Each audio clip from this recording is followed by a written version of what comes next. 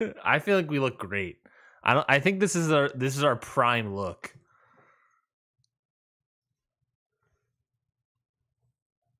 All right. Let us. You're like, what is this? And you and I are like, yeah. Okay. Sport.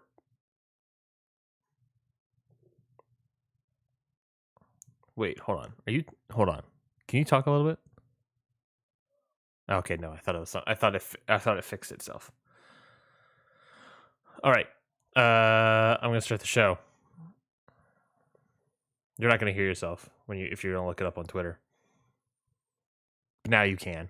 Okay. Because now you can hear yourself. I hear myself. Yeah, I'm controlling it. I'm the master of it. All right. Yeah, big episode. Here we go. Ready? 3, 2, 1.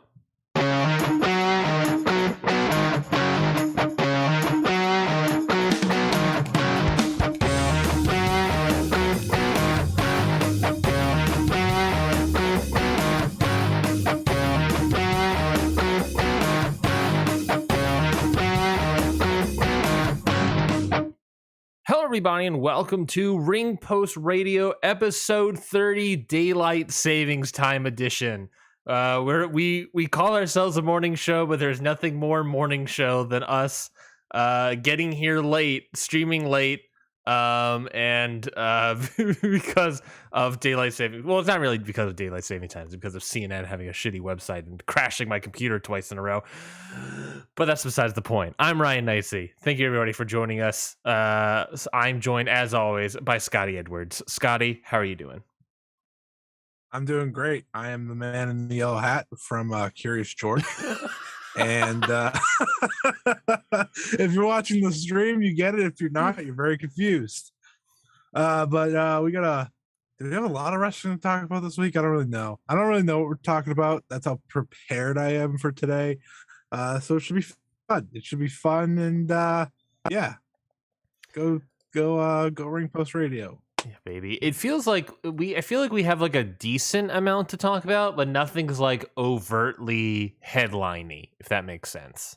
Yeah, we didn't have a big show, you know, like we didn't have a pay-per-view or a pay-per-view or a pay-per-view. Last time we recorded was right after the Revolution. That is true. Yeah, we're not going to talk about Revolution, which I guess would be the big show, but we talked about it as a podcast audio exclusive. So if you have not listened to it, we're not going to talk about AEW Revolution on this show. If you have not listened to it, it's on the Ring Post Radio audio feed. So wherever you get podcasts, you can listen to our immediate takes, immediate thoughts on AEW Revolution. So 100% go check that out. Yeah, you got to experience the ghost of Ryan's past. Yeah, aka Ty Ryan, aka I didn't know if he was going to make it. I have multiple emotional variants. I am a Cancer after all, so I have multiple emotional variants. There's early morning Ryan, which is what Ring Post Radio consists of. There's late night Ring Post Radio, where you see Ryan Knightsey at night, where he has a glass of wine and he's enjoying himself at night. Night. And then there's Ryan Knightsey way past night, where I am I am super tired and I've been staying up for hours, and I watched a really good pay-per-view that went on for a very long time, but it was very good. So Scotty, how are you doing? It might not always happen. It might not always be a good pay-per-view, Ryan. That's true. Just remember that. Imagine if we came on after the Revolution pay-per-view last year. I would have been sad. I would have been a sad boy who said this show stunk. But thankfully we did. What was the question? What did you ask? I was asking how you doing. Oh, I'm still doing good. Isn't that what you asked me earlier? I don't know, man. I just not listen? It's early in the morning. Hell of a start here. Yeah. To Ring Post Radio 75. So it's actually number 30. So like I don't know if you remembered, but I feel like both of us forgot that daylight savings time was happening. This I morning. got reminded yesterday when I was working, so that was tough. I I got hate daylight reminded. savings time. I got reminded when I woke up at 7:45. Was like, I'm a little bit tired. Why am I like this tired? And I went downstairs, looked at my microwave, and said 6:45, and I was like, ah, crap. Oh no! I got 3 hours of sleep. I 3 had. hours, Ryan. I guess my body had 6 hours of sleep. If that makes sense. Sure. Because we've also been playing WWE 2K22 all weekend. Damn right. What do you think about that? Rise character. Oh yeah, what do you think about that game so far? I think, well, first of all, gigantic improvement over the last one. That's a good start. I think it's a lot of fun. I think it's a lot of mindless fun. That's what I've learned really quickly. Like my GM mode, it's very nuts and bolts. It's not anything too in depth. So it's kind of, you just can plug in and play whenever you want, have a little fun there. This is probably good news, but wrestling matches are actually fun, which in the past I couldn't always say. Like sometimes it'd just be too boring, too easy, but I'm actually having fun wrestling in the wrestling game. So that's a good start. I haven't jumped into My Rise too much. I did the first showcase mode match with Rey Mysterio versus Eddie Guerrero strictly because I just wanted that Rey Mysterio. But so far so good. Yeah, no, I've played out everywhere too. I played the showcase mode. I've played like 4, and I played the whole like first quadrant of it, which is all the Eddie Guerrero stuff. I played the GM mode live on twitch.tv/countout, where you can still watch it. I'll upload it to YouTube at some point. But I played it, my GM mode on Twitch yesterday, and I played the My Faction mode thing, where it's basically you're just playing the game, but you can only play specifically 4 people because that's your faction, quote unquote. Which is fine. I mean, it is what it is. But like, I played it last night, and I don't know if it's like I've conquered the game, or for whatever reason the AI was like bad, or whatever it was happening. I don't know. But I was playing the mode yesterday. I was playing a match. It was like an Iron Man match, whoever against Raquel Gonzalez for 15 minutes, and I picked like, oh, Becky Lynch, sure. The end result of that match, Scotty, was 20-0. I think you might be playing on too easy. I don't know if it was an easy mode or what. I'm taking off my hood. I don't know if there was an easy mode or what, but I was like destroying Raquel Gonzalez.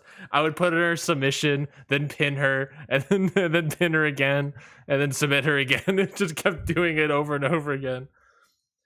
Like, she would fight back, but that's impressive. Yeah. I know. I'm a master of video games.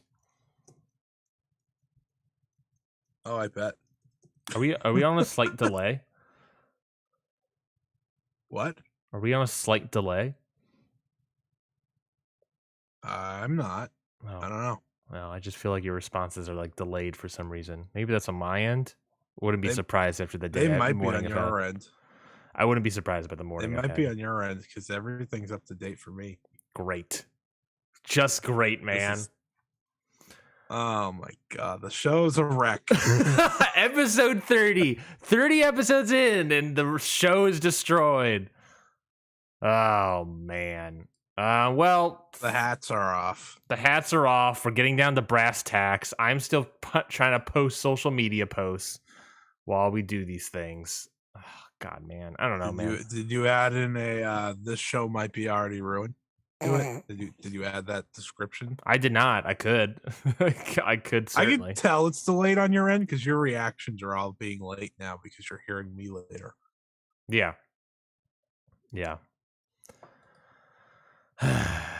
Oh boy. Well, we'll get on with the show, and the audio wise, there maybe I'll keep talking, and as I'm talking, maybe I'll like leave the Zoom call and we'll restart the Zoom, and so the audio wise will be nothing. Do we have I do have a Ring Post Radio intermission thing, so I can talk while that's playing for the video listeners while we reset the Zoom. Great. So maybe it's intermission time. Yeah, exactly right. We're doing an intermission 10 minutes into the show.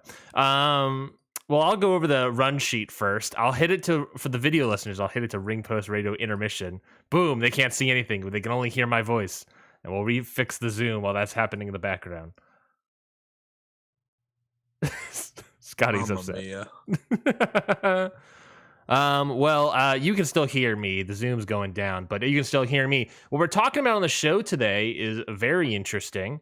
What we're going to be talking about is, of course, AEW Dynamite, the last episode, and kind of also, the St. Patty's Day pub show that's coming up. We're going to be talking about that. We're going to be talking about, here and there stuff that happened. New Japan Cup Night 2 to 6. We'll be talking about that for sure. NXT Roadblock. Whoops. We'll be trying to be talking about that as well. And of course, the wXw 16 Carat Gold Tournament that happened last weekend, I believe it was. But we're going to talk about the semifinals and the finals of that match. And that was a pretty good tournament, so I really enjoyed it. But of course, we got some news. We're still prepping the show. I gave Scotty the Zoom link, so he'll be back in a second. He'll certainly be back in a second. But yeah, we're going to be talking about AEW Dynamite, New Japan Cup Nights 2 through 6, wXw 16 Carat Gold Tournament, the semifinal and the finals, NXT Roadblock. I won't quit. I was born for greatness, greatness, greatness. I was born for greatness. I love it, Scotty. I love the energy. Can you hear me at a normal pace now? Yeah, I think I can. Okay, ready? Tell me when you hear you're a bitch, okay? 1, 2. I'll point at you. 3. You're a bitch. All right. Okay, good. I don't like that was the way we fixed it, but maybe we'll take it. I just tell not folks, actually a bitch. I was telling the podcast audience that we are what we're talking about, but of course we got some news to talk about first. I love me some news. I forgot we were still live. That's kind of embarrassing. This whole thing is currently embarrassing. We had to take an intermission. Did you take the intermission thing down? Yeah, I did. So we're talking about some news, of course. We got some news about the Briscoes, news about the Big E's. So let's get to it, Scotty. Okay. First off, Big E, if you're watching SmackDown Live, you certainly know about this. Big E, while he was taking a back German suplex, release German suplex sort of thing, he landed on his neck and broke it. He shared a video on Twitter following the event, saying, and then I think the next morning as well, saying that his C1 and C6 vertebrae are fractured, not displaced. Luckily, he has no spinal cord damage as well, no ligament damage, and no surgery is required.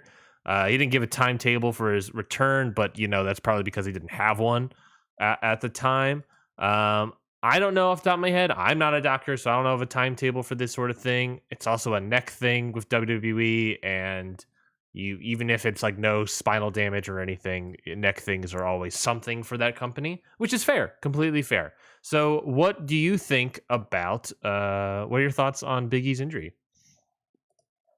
I'm sad. I was really sad. So I didn't watch SmackDown the other night. I don't know, did literally anything else. I put it on. I went onto Twitter and I saw the video of Big E and the cat in the brace. And I was like, oh, Jesus, what happened? Listen to the video. He says he broke his neck. So then I have to go find the video of what happened because, obvious reasons. And, oh my God, the spot is terrifying, especially when Madcap Moss's was, bad. but Yeah. this was like you just kind of knew because he landed right on top of his head. Right, like there was no bracing for anything. It was awful. And as a Big E fan, and as just a human being, I wish him nothing but the best in his recovery. And I'm hopeful that we haven't seen the last of Big E in the ring because the truth is, his past year has been very up and down. He's been WWE champion and he was Money in the Bank and whatnot, but the dude's just, one of the best people in wrestling. Like you learned that the other night, right? With all the people that came out to say their well wishes and the people that went to visit him at the hospital. Like Drew McIntyre was there all night with him. It sounded like that's just the type of guy Big E is. And I think as a wrestling community, we can all just hope the best, and we hope to see him sometime again. I don't know when, because like you said, it's a neck injury. We never really know. Yeah. With neck injuries and WWE. So they're going to ease him back. They're going to take some time. I'd say probably a year at least. You would think. Like, that's neck injuries you don't want to risk. So I'm just wishing the best for Big E. I'm going to miss seeing him because he is one of the few that were always the consistent parts of the company as a whole. So, yeah. Yeah, no, I completely agree. Obviously, hearts go out to Big E. Hopefully, this is a good recovery. I mean, freaking luck is on his side. I mean, right? Like that. You're right. That basically being dropped exactly on his head. But I don't know what it is. But this company's gotten super lucky lately with both Riddick Moss and Big E getting dropped exactly square on their brains, and only walking away with one person seemingly having a broken neck, with no fractures with no displacement, no spinal cord damage or anything, just a fractured vertebrae. That's not great. That ain't great, but it's certainly something that could have been worse. Could have been way worse, and it's very lucky that he is better. He's gonna get better. I'm trying to see if I can find any sort of recovery time, but bless him for having the spirits that he did, through the whole thing. Like, at least through those videos, he seemed to always be in good spirits. I know, not for everyone that's the case. So Big E is one of a kind. He is one of a kind human being, and we hope he's back as soon as possible. Yeah, as far as I can tell, the internet's not a doctor. I'm not a doctor, so don't listen to me. But the internet's saying like 8 to 12 weeks. Weeks? Yeah, weeks. It's a broken vertebrae with no other issues. It's like, a couple weeks. Yeah, but the C1's like really bad. Yeah, no, that's the one it said for C1. I was like, what? Oh, well, I said a year because I thought you want to keep him out as long as possible. I don't know. I guess we'll see. I mean, either way, it depends how it all recovers. Yeah, it also depends on recovery time, and I wouldn't be surprised if he's on the shorter end of whatever recovery time sort of thing he has. I mean, even 8 to 12 weeks, even if that is correct, who the heck knows? That's what 3 to 4 months. Seems way too short. Yeah. So I mean, let's just say 4 months. What is that? Yeah. That puts us at Jesus Christ, my cat. Oh my God. I think half a year. I think 6 months is fair. Yeah. We'll see. I think we'll see him back at SummerSlam, if not earlier. It just sucks that he has to miss Mania. It really does. Yeah, what were they doing at WrestleMania? That show that's in 3 weeks. They were clearly doing Sheamus, Ridge, and Butchie against New Day. I like how they had the idea of a 6-man tag for New Day. The New Day, yeah. And it would have been their first time back together in a while. And I think that's probably the idea, is that like, we haven't had the New Day be a team in a long time. We'll put them together at WrestleMania. And then they were like, well, who do we put them against? We don't have any other people that are 6-man tags. It's like, well, hey, there's this guy down in NXT that is, he's not doing anything. He's just putting over the younger talent. and now he's Butch. I'm sorry. You said Butch. Butch. You're telling me my new name is Butch. Oh, yes. Okay. What do I have to have? Can I wear my usual wrestling gear, or do I have to wear something else? No. What do you mean no? No. You have to look like a mailman. A mailman? What do you mean? Do I have to cut off my hair or anything? No. You just gotta hide it. Hide it where? How am I gonna hide my ponytail? In this hat. In this hat. Butch. Oh boy, WWE, huh? WWE. Yeah, you know that was like the second worst thing that's happened this past weekend. Outside of the 4 pillars, right? But we can't talk about that because I don't have the money to give to the families. I got super pissed about that yesterday. Rest in peace, Masawa. The entire everything. So in college, I took an intellectual property class that discussed all of this stuff. I thought you were gonna tell me you took this Masawa 4 pillars class. I was like, well, did they get the money for that? I legit took an intellectual property class in college, and everything this guy is tweeting about, this Pickering fella, is wrong. It's just wrong, just straight up wrong. It's something that's you could do as a nice thing, but no ability. No, they don't have to do that at all. Best part, right, is someone would question him and he'd just be like, I like wrestling. How are you today? And I'd be like, okay, dude, just face it. You're not ready to fight back against this. You're just going to keep yelling about it and be like, Eddie Kingston did something wrong. And Eddie Kingston did nothing wrong. Eddie Kingston wore a goddamn shirt of wrestlers that he liked. I thought about this and I was going to tweet about it yesterday, but I got distracted by something that reminded me very clearly about this whole thing. This guy, this Mark Pickering fella, the entire time he's going on this tirade. He is, if you don't know, Mark Pickering, Noah announcer, complaining that that Post Wrestling is selling a T-shirt of the 4 pillars that aren't attributing the money to the families, even though their illustration. The All Japan 4 pillars, by the way. Yes, a whole different company. That the money isn't going to the families of those who lost loved ones.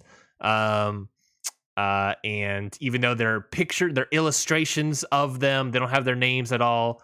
And the shirt is also a parody of a Beatles album cover. Yes. It was a good shirt. Okay, it's a good shirt. I'm just gonna say it was a great shirt. Had I known it existed and I could have bought it, I probably would have bought it before they took it down. Well, they did take it back up. But they did put it back up actually, just without the pictures of the 4 wrestlers. Yeah, it's the exact same shirt with just the square colored background. Still works. Yeah, their color. And this time it's going to a charity. They're donating all money to charity and stuff, or 30%. Well, it's not the families, and I think it was the tweet that was like, well, my son was dead, damn it. And I was like, that's the one that really lost me. I was like, yeah, no shit, he's dead. Jesus, what are we doing here? Actually, no, the best tweet was, did All Japan get credit for, the knockoff company that is Pro Wrestling Noah?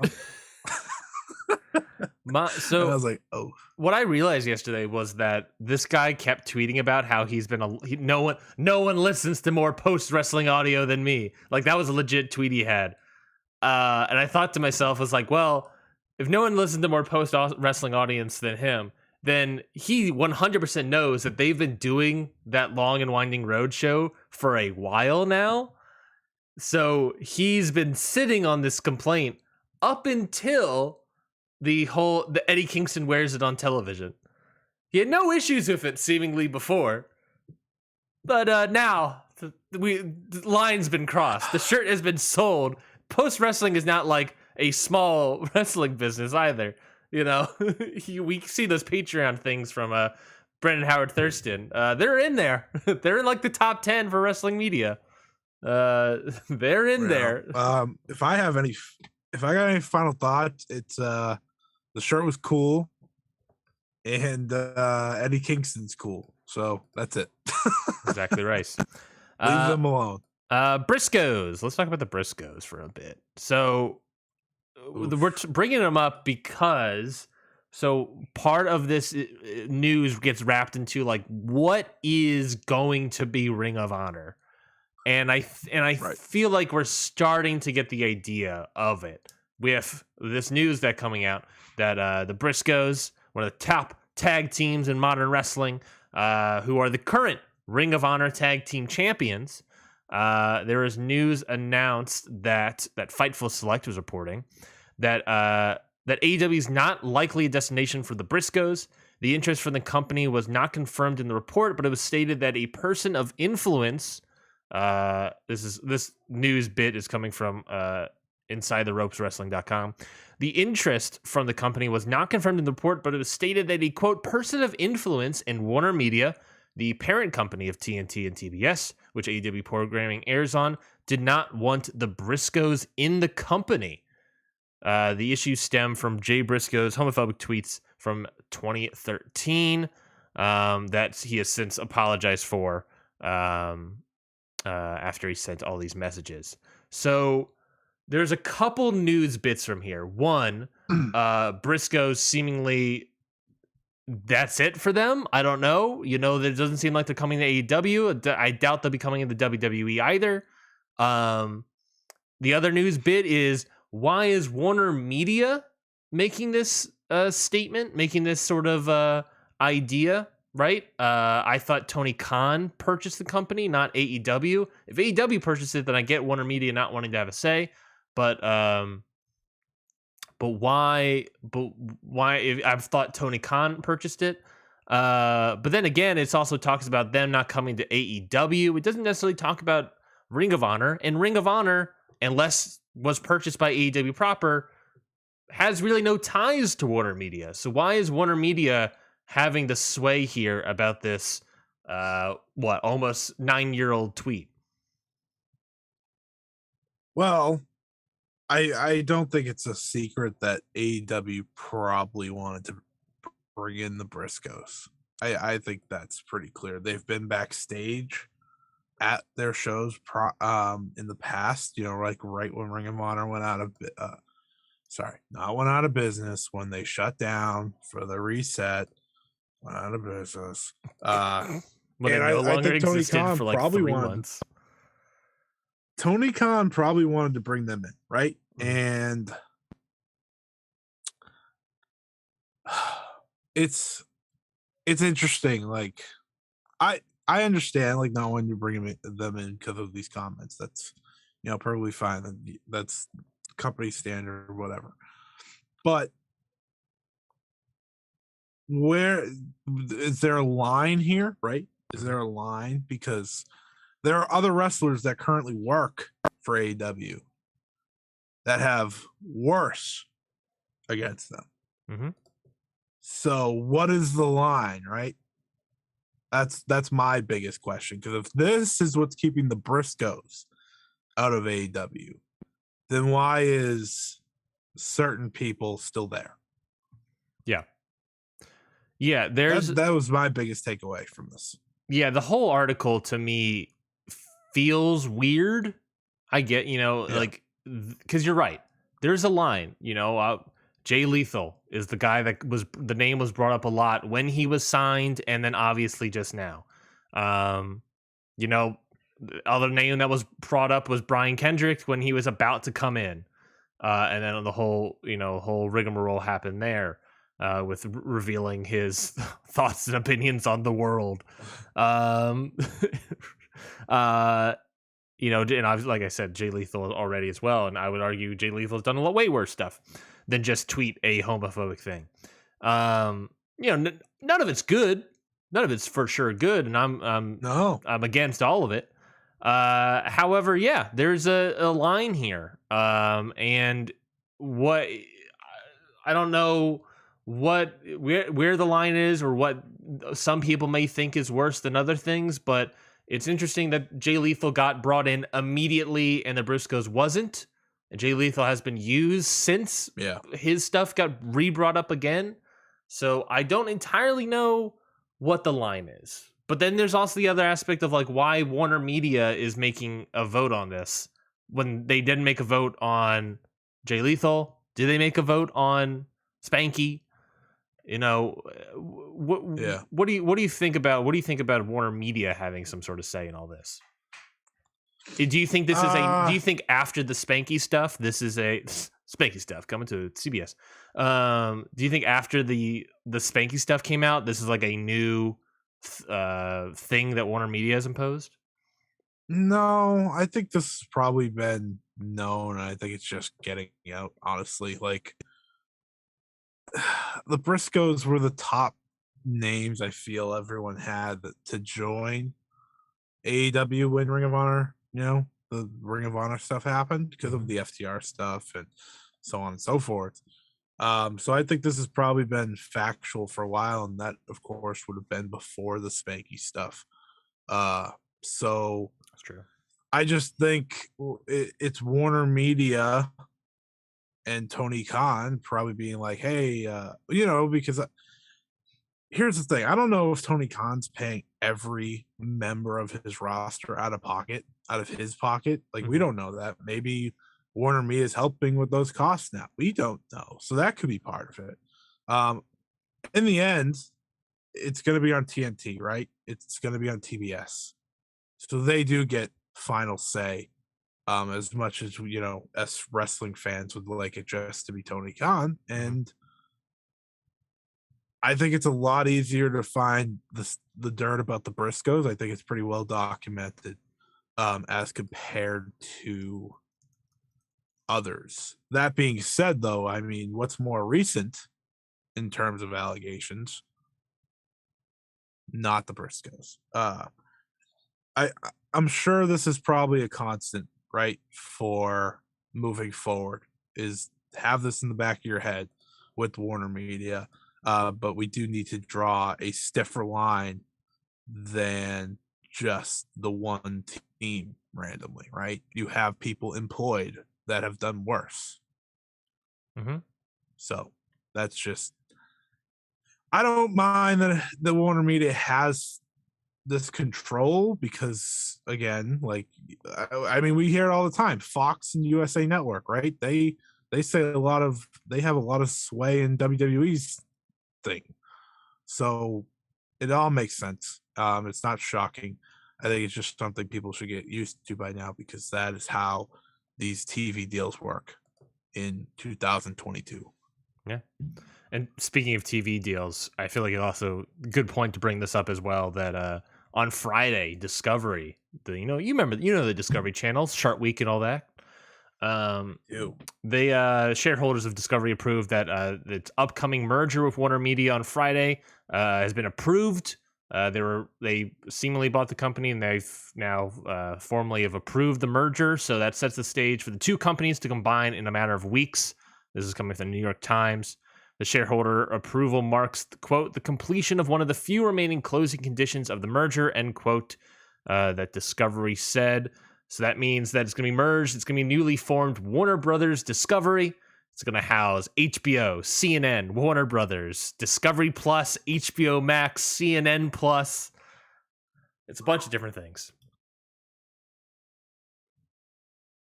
Bless you. Thank you.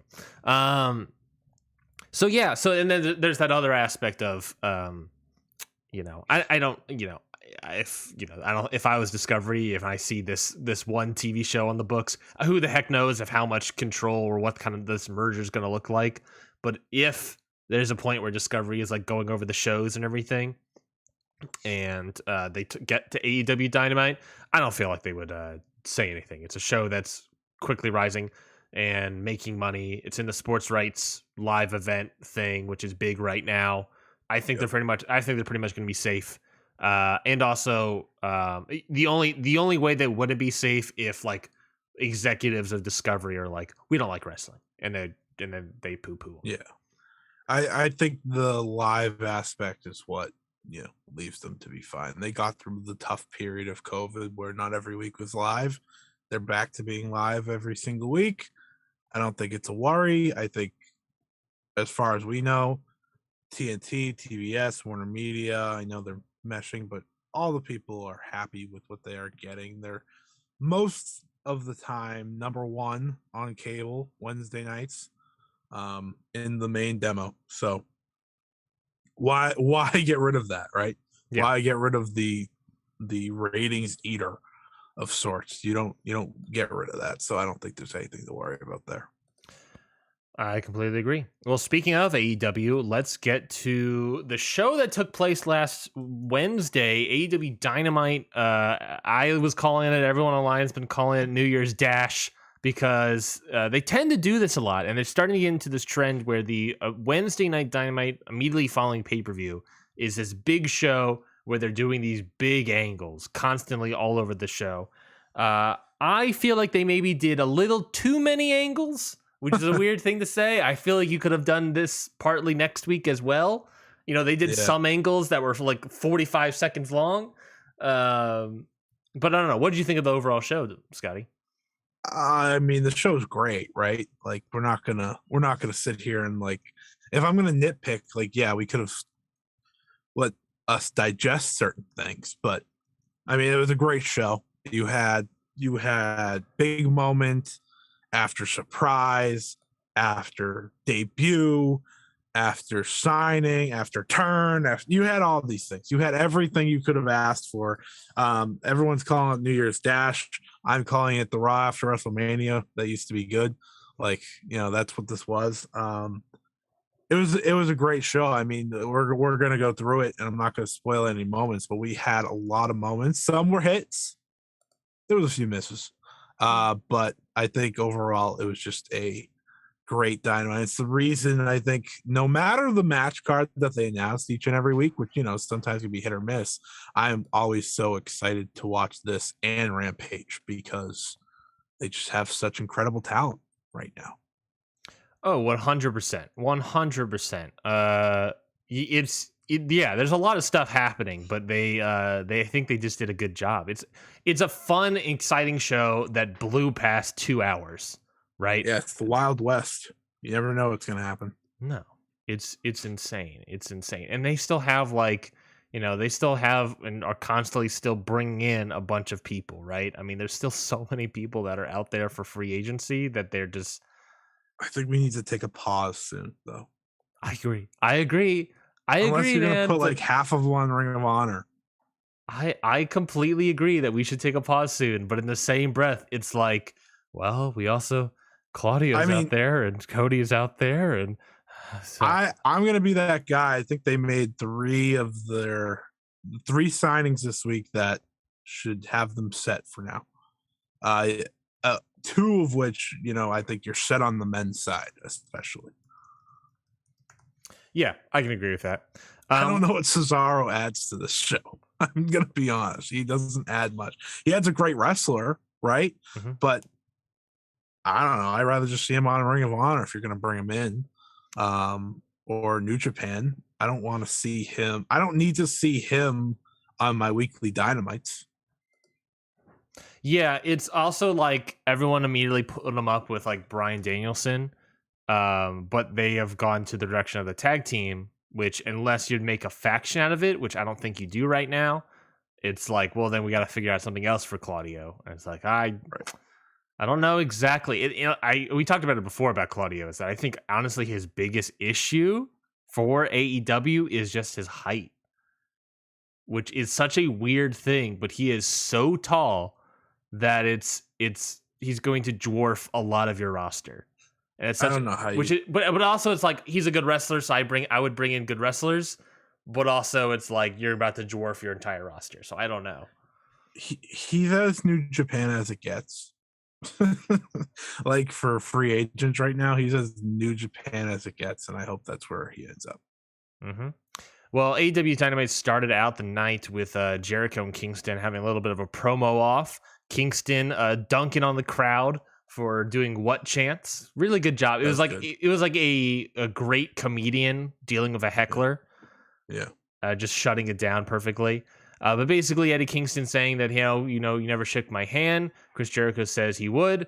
They eventually do shake hands, but Jericho is like, nah, dog. And then, he doesn't say nah, dog, actually. He gets beaten up. All of them get beaten up, kind of. All of them. Santana Ortiz. Did Santana Ortiz make the save first? No. They were out there and then Ortiz got hit with the bat. No, Jericho's there. They shake hands. Then 2.0 and Garcia come out to take Kingston. Oh, yes. And then, okay. Then Santana Ortiz running in for the save. Jericho takes out his bat and turns on Santana Ortiz.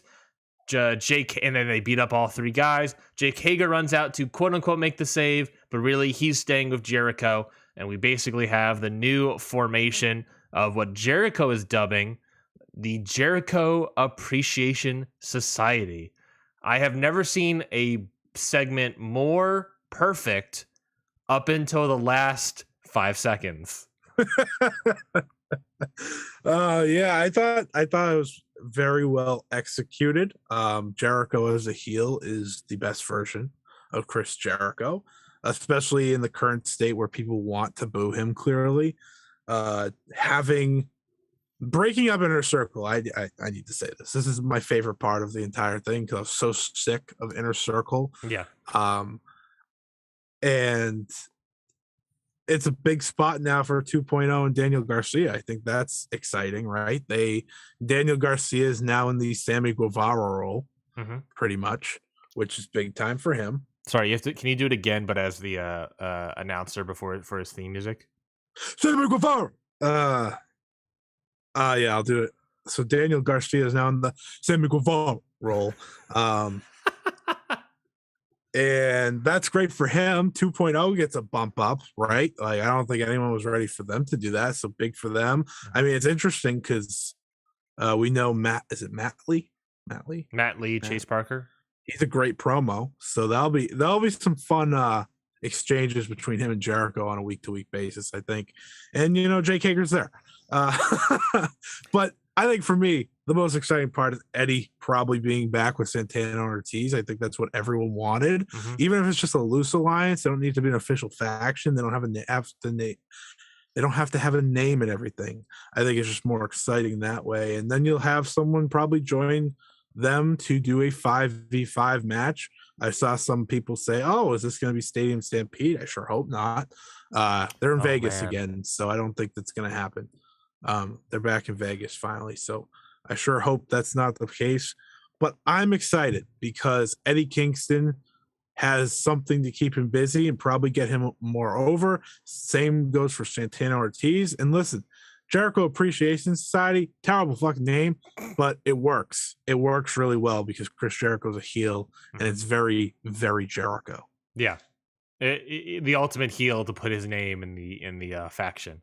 I'm excited about Inner Circle being over. Everyone has been saying for over a year now.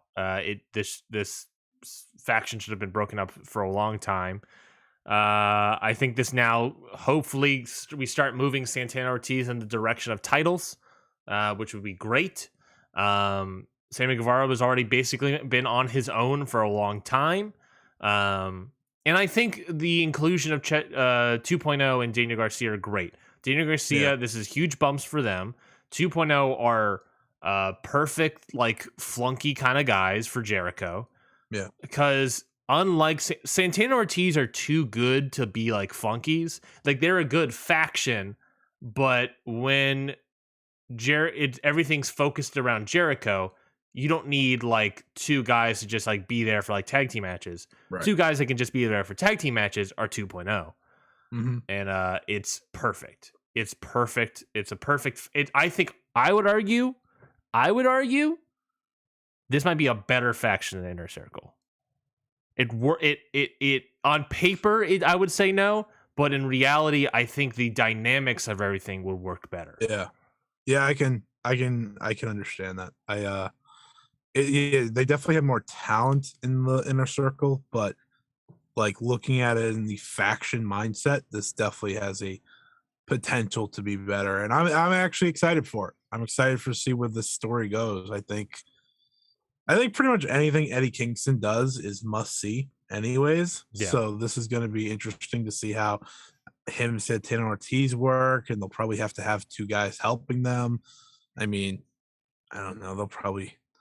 I feel like the only two people that ever do this is Darby Allin and Sting, but it won't be them because they're busy at the moment. But that is my funny little thing of like, anytime two people are needed to be on a babyface side, it always ends up being them right now. Who joins them? Maybe someone outside of AEW. Always potential there. So I'm trying to think of who that outside person would be if they maybe ever. The Lucha Bros. That's an idea, but they're also involved with the whole pack thing. Well, I'm just hoping that ends soon. Yeah, but there's also history with the Lucha Bros, right? Both good and bad. Yeah, with both though, with Eddie too. Eddie's best friends with Pentagon. Yeah. So, well, and Santana Ortiz have the long time rivalry. The only person outside the company that I can think of that could fit in this 5-on-5 match, whether or not it happens. Yeah. And I don't know if it's a great pick. One of them is a great pick. The other one I'm unsure. Would be Homicide and Hernandez. Yeah. I mean that's a fair shout. Homicide I could definitely see. I don't think Hernandez would be brought in. For a one-off, I think I could see Hernandez being brought in.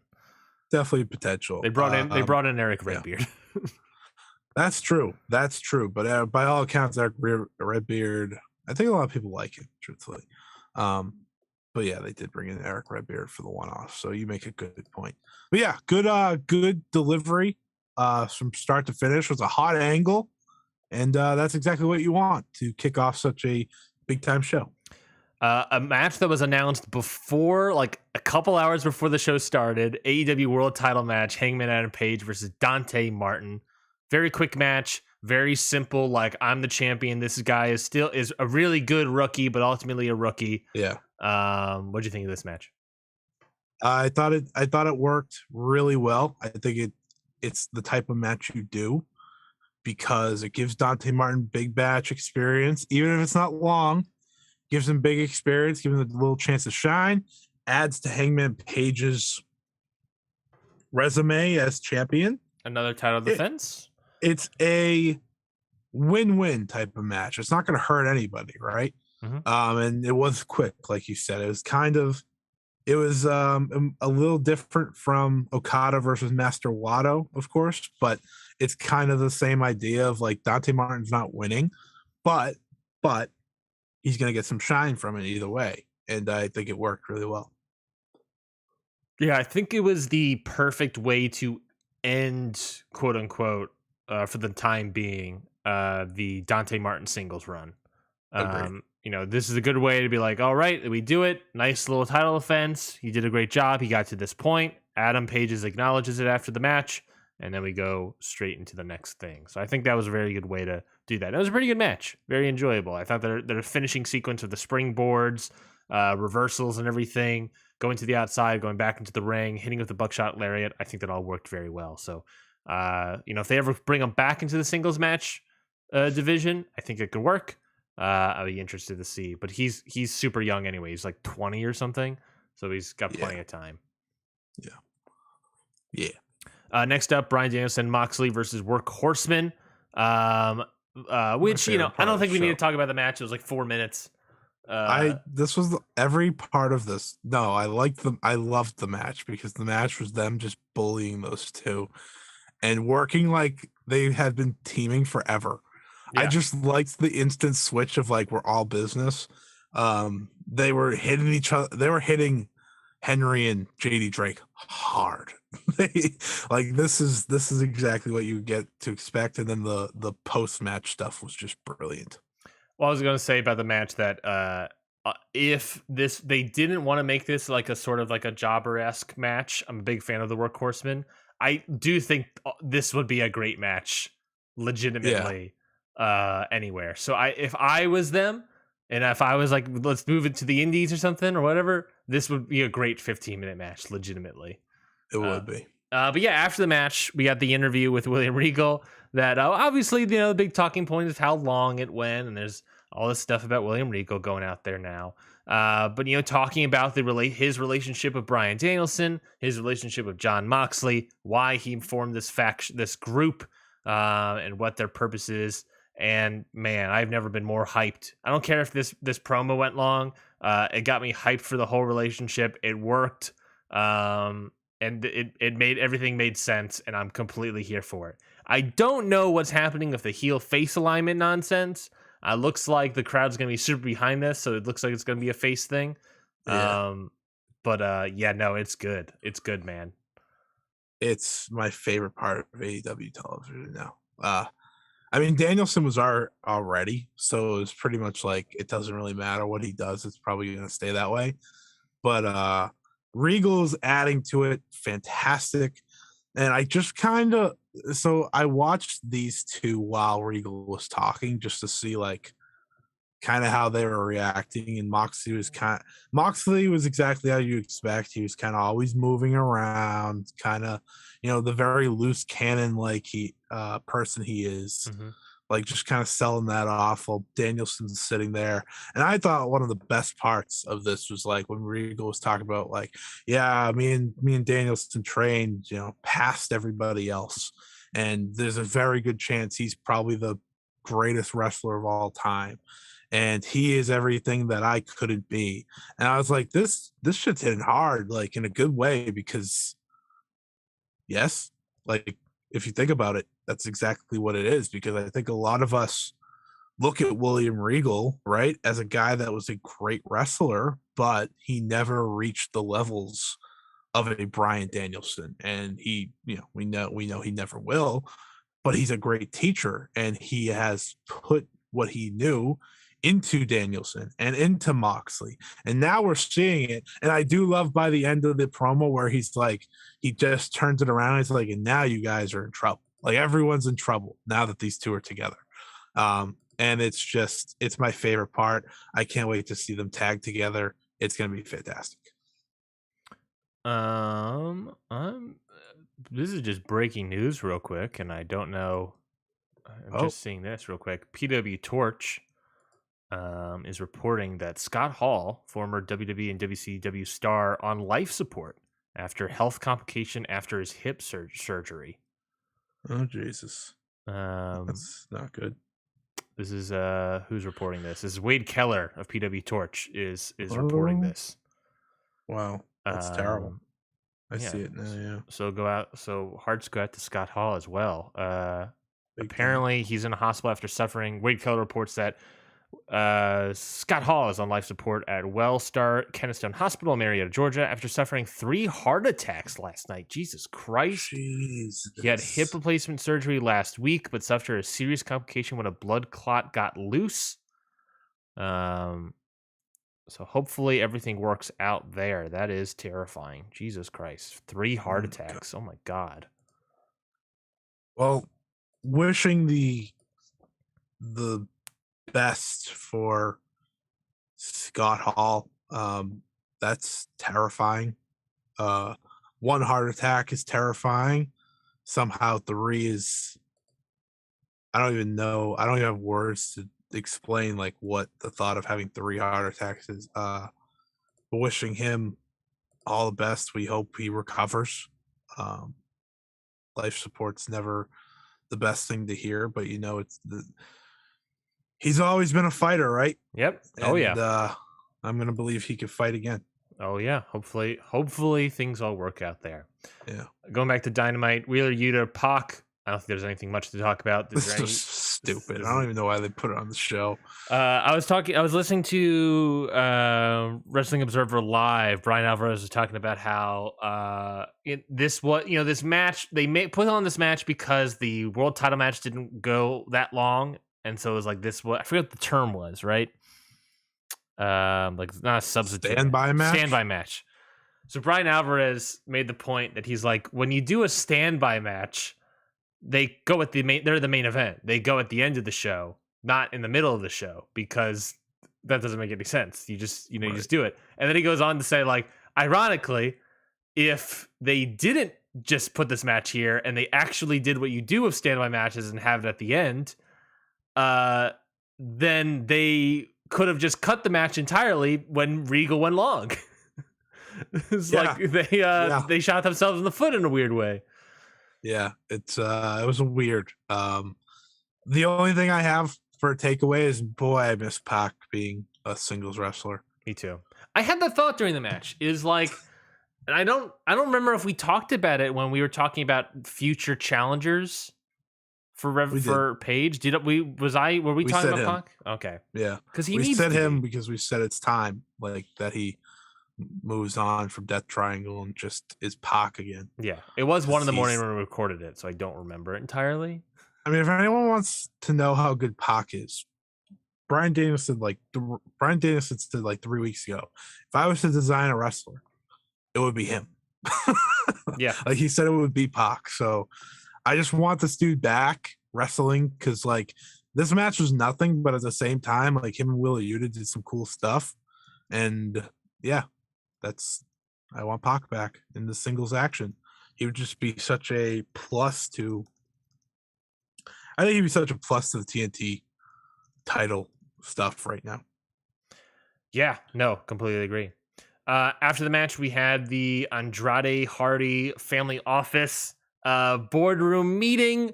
They did the whole Batista angle where Matt's like, it's raise your thumb up if you want to keep me in the group. Vote thumbs down if you want me to kick out.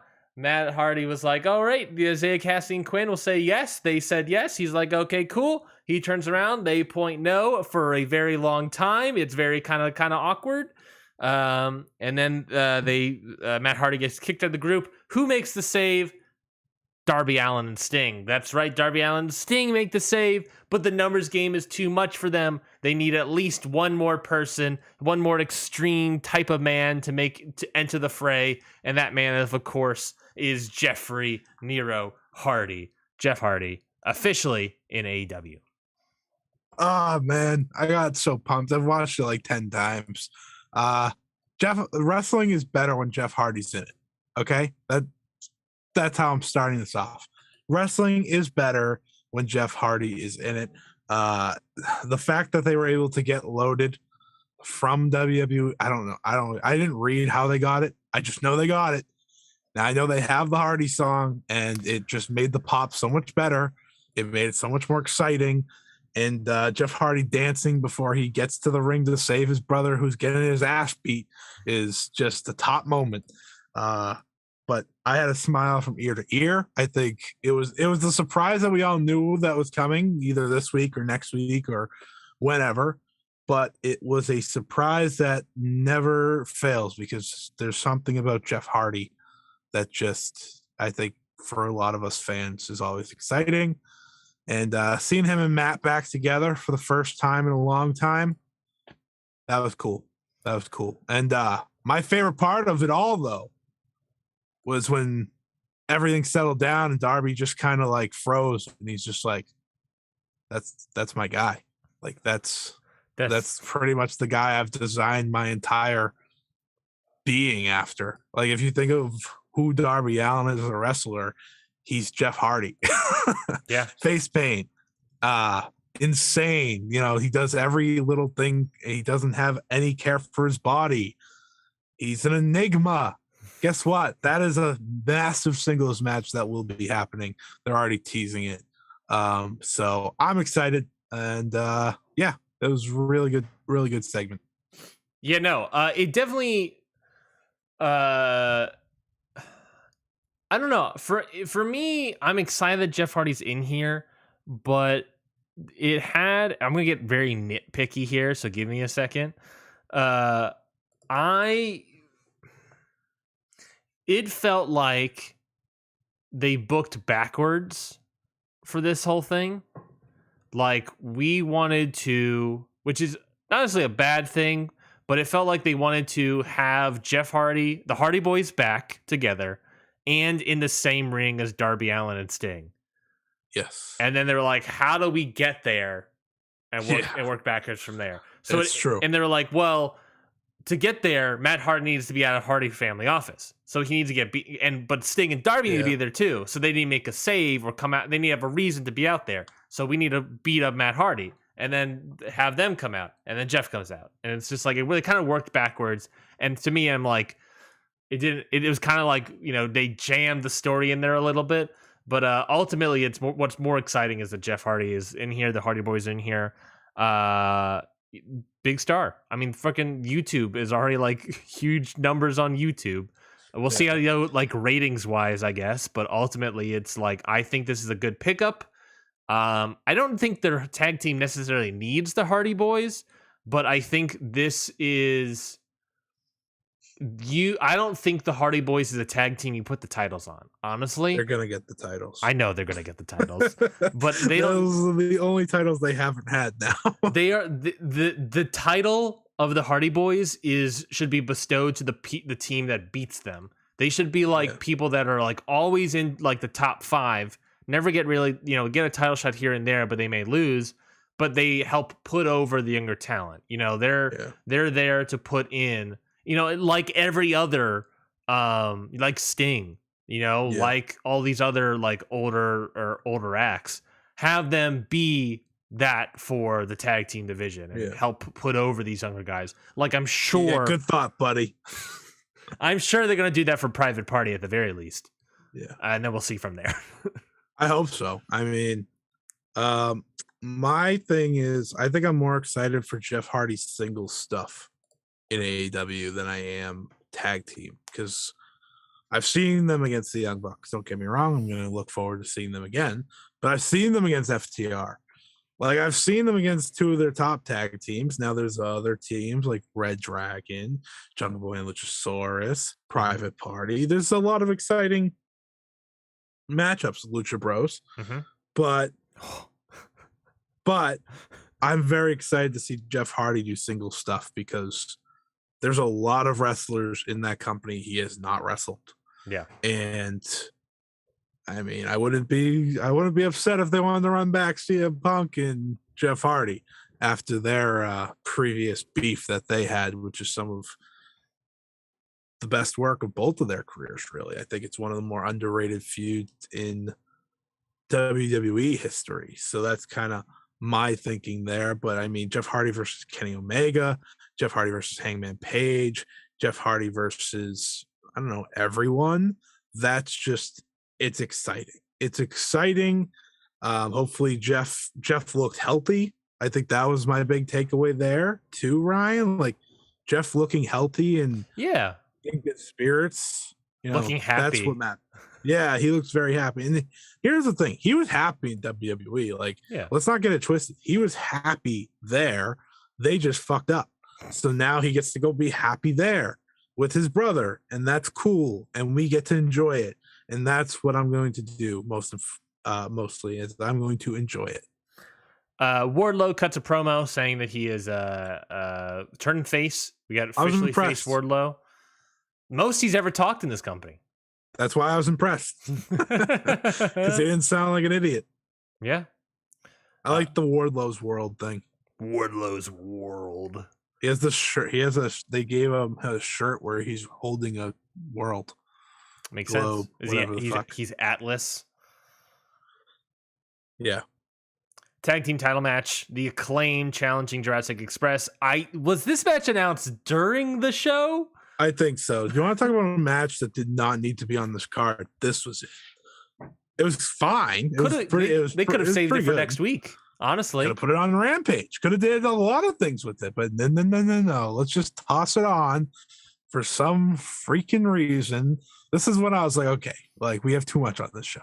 This was the match that reminded me that they are a TV show that has ratings and that they are trying to compete with the debut of Survivor. Like that. This is the match that was like, oh yeah, that's why they did it. That's why this match is here. That's fair. I never think about that when I'm watching it. That's such a good point. Survivor's great, man. I started watching it. I watched that episode. So good. 2 hours long, but very good. Still watch Survivor. I'm a big Survivor guy. I don't watch it every season, but whenever I watch it, I love it. So I don't know why I don't watch it more often. Probably should watch it more. That Yeah, just good stuff.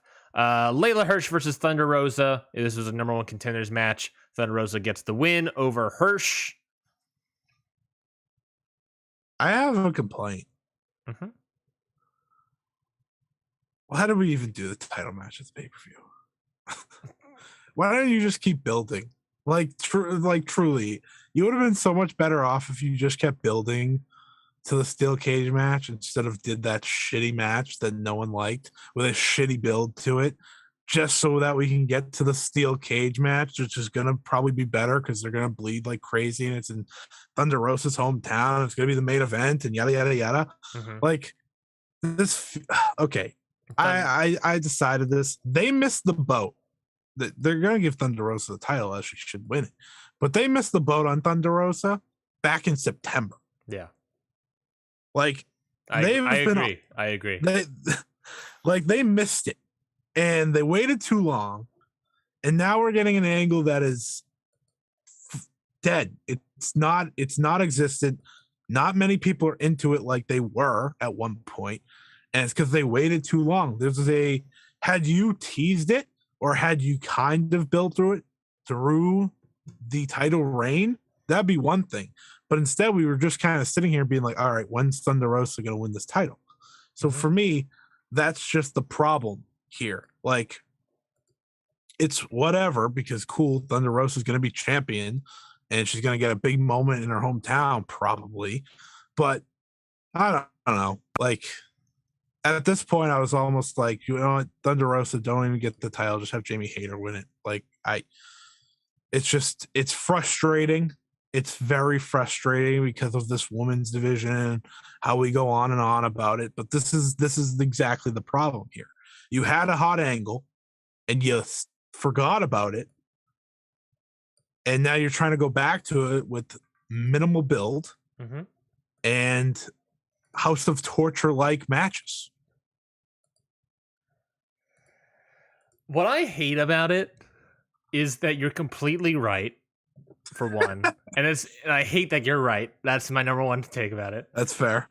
But it's the fact that you bring up a great point, that it is a couple months too late, that we're going, the whole thing that they're doing is that it's, that to the year, right? Yeah. The match after this Leila Hirsch match was Scorpio Sky versus Sammy Guevara, where Scorpio Sky won the Face of Revolution match. Last year, challenged Darby for the title, lost, and since then has won every single match. And has gone this every singles match, right? Yes, every singles match. Every single singles match for 1 year. And 1 year later, he wins the TNT title. It's the same story.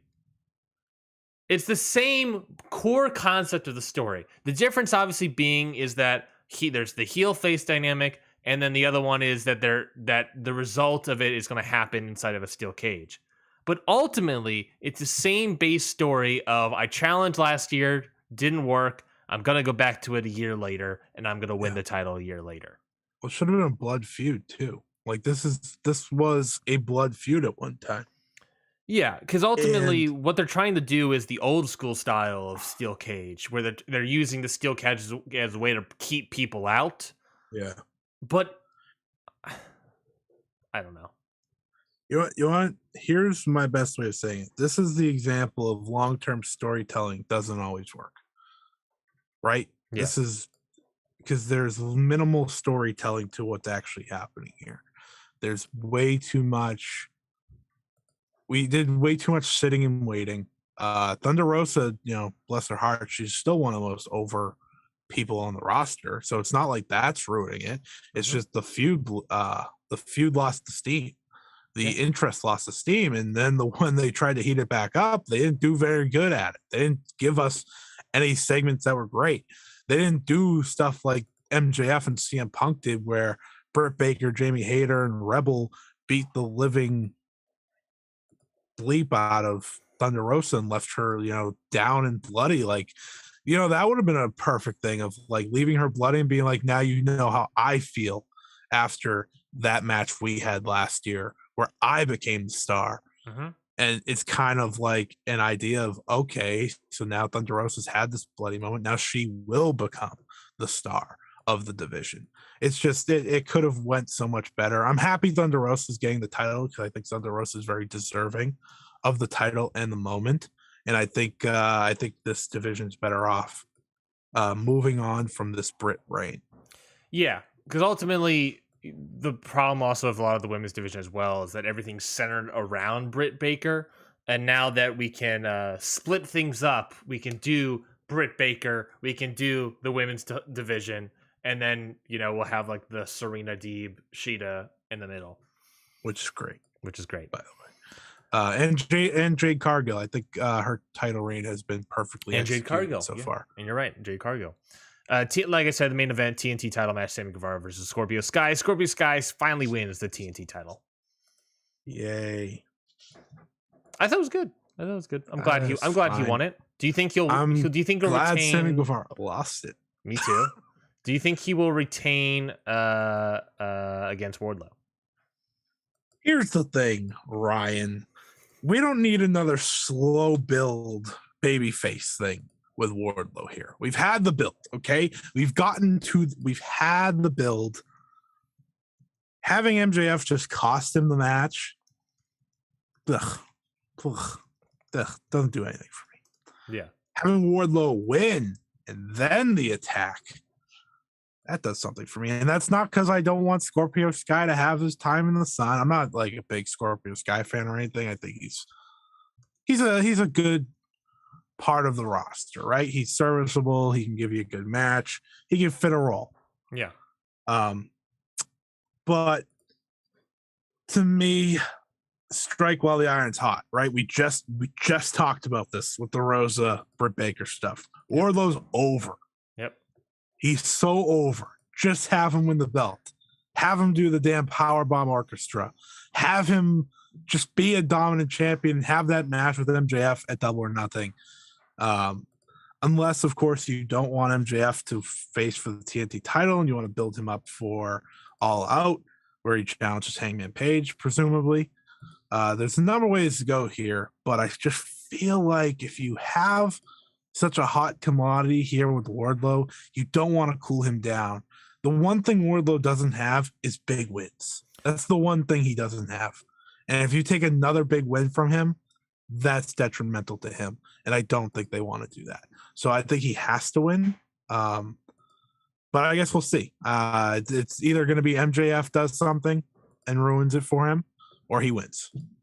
Yeah. And you know me, I'm a big win kind of guy. So if we don't have those, I'm going to complain about Jungle it. Boy. Yeah. And then, of course, they signed Paige Van Zant to a contract after the show. I'm going on record in about an hour with my article saying she could be one of AEW's biggest signings ever. Yeah, I think she has a lot of potential. She has that ceiling.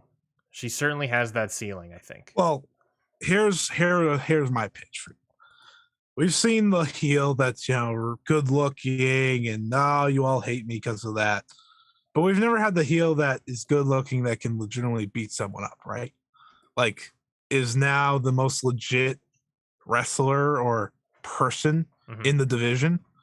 Paige Van Zant's 8-5 in MMA fights. To me, that's impressive. Yeah. And they were in UFC, right? So like she went in there, she went into the octagon, fought and won. So to me, that's a big ad in itself. She carries a big following. She has over 3 million followers on Instagram. She is now part of she's probably gonna have Dan Lambert as her manager, so instant heel heat. She's very good at being disliked anyways. It just feels like there's an instant potential as long as she's all in on pro wrestling. That's the big if. As long as she's all in, she can be a big star for them. She was someone that I think we all know that WWE wanted. JR said back in 2018 that she has the it factor and WWE should sign her. She said last year in February 2021 that the door was open to join WWE when she wanted to stop doing bare knuckle fighting. So this is a big signing for Tony Khan and company. You know, you took her away from WWE, who she already had met with. Mm-hmm. That's why you do all this Dan Lambert shit, to be honest. Truthfully, it was probably to lock her up. And now that you have her signed, sealed, and delivered, I'm sure she's probably going to go to the moon. She's going to have this first feud with Ty Conchi. Probably going to look good in it. Probably going to get the win in it. It all works out. You're going to have her fight Brandy Rhodes, so we're already on a better trajectory for Paige Van Zandt's AEW debut. I completely agree. I think she has all the potential in the world. It's just a matter of... I mean, she's an athlete, so athletes tend to transition way better than anything else. But it's just a matter of how quickly she picks it up and what is ultimately her ceiling in terms of her wrestling acumen. And a combat athlete, to be exact. That's also which true. Goes even further. So we'll see. We'll see what happens. I'm excited, but we'll see what happens. AEW, good job. Also, just before we move on, I thought Swerve and Tony Nese did really good at establishing Swerve and also reminding me that Tony Nese is pretty good. Tony Nese, baby. Forgot he was signed. Everyone did. Even Tony, I think. Even Tony Khan. Maybe Tony Nese too. New Japan Cup, nights 2 through 6. We don't have to go through every single match like we did kind of with Dynamite. I thought Dynamite was more newsworthy. I thought it had more interesting topics. And I don't think every match here is worth talking about. So I'm just going to go through each night, talk about the New Japan Cup matches specifically, in total. And if you have any thoughts on any of the matches, you can let me know. I haven't watched all of them, so just go for it. All right. Night 2, we had first round match, Aaron Hanare defeating Yoto Nakashima in 8 minutes and 40 seconds. We had Zack Sabre Jr. defeating Rohei Oiwa, I believe is how you pronounce it, in 10 minutes 35 seconds of a heel hook. We have Will Ospreay defeating Bushi with the Hidden Blade. Thoughts on this match was so stupid. I like the Ospreay Bushi one. I like that it was stupid. They had 3 referee things. Like I was like, what the fuck is happening? I was entertained, but I was like, this is absurd. Yeah, it was different, and I liked it. It was different. They didn't really. A lot of the major bumps came from the referees. And shout out the referees. It was silly up until the third referee, and then I was like, "Oh, this is great!" And the crowd agreed too. They were like, "Oh yeah, that's great." That was something because I've never seen that before. That was a great idea for them to not work that hard. And there's a lot of great pictures of Will Ospreay just freaking nailing referees in the face. That's true. Always worth it. I would say that's obviously the best match of the night. I didn't watch the other 2, so by default. Then I watched all of these, so I'll say best match of the night. Night 3, New Japan Cup first round still. Chase Owens defeat Jado in 7 minutes and 13 seconds. Not a fucking chance. Evil defeated Ryusuke Taguchi in 7 minutes and 26 seconds. And Hiromu Takahashi defeated Sho in 15 minutes and 45 seconds of an inside cradle. And Shingo Takagi defeated Tomohiro Ishii with the Last of the Dragon. Before we get to Shingo Ishii, do you have any other thoughts on Taguchi Evil, Takahashi Sho, Chase Owens, and Jado? Sho's really good when he actually wrestles. Who would have thunk it? Him and Hiromu, I thought, had a really solid match here, even with the shenanigans. Mm-hmm. I thought it was really solid. Hiromu was really good too. I don't know if you know that or not, but he's really good too. And I'm starting to feel something with this tournament that's kind of reawakening Hiromu. Mm-hmm. That I think something that you and me have been wanting out of him is kind of like a little more substance than just, hey, I'm back from injury and I want the title, then I get the title. Yeah. I would like the injuries to stop, of course. But just based off of what I've read from today's show too, it seems like this is Hiromu kind of growing as a competitor. And hopefully there's more potential for heavyweight stuff down the line, even though I know he said he wants to stay juniors, but Hiromu, buddy, until the junior division is filled with more people, you would do wonders in the heavyweight. He also called out Okada, I saw. So him show, very good. Really good, not very. Yeah, I thought it was very good. All right, main event. Come on. Shingo Takagi, Tomohiri Ishii. Scotty. It is currently my match of the year. Wow. I gave it my first 5 stars of the year. 23 minutes and 32 seconds of glorious wrestling. Wow. Not only did he hit us with the 5 stars. Well, no, not only did he hit us with match of the year, he hit us with the 5 stars. I'm not gonna go on like the Joe Lanza Ishii rant of like how great he is, even though he is. I think he's really good. But Scotty, this match reminded me completely on why I love Ishii. The whole big match singles Ishii. I feel like I haven't seen this guy in like years.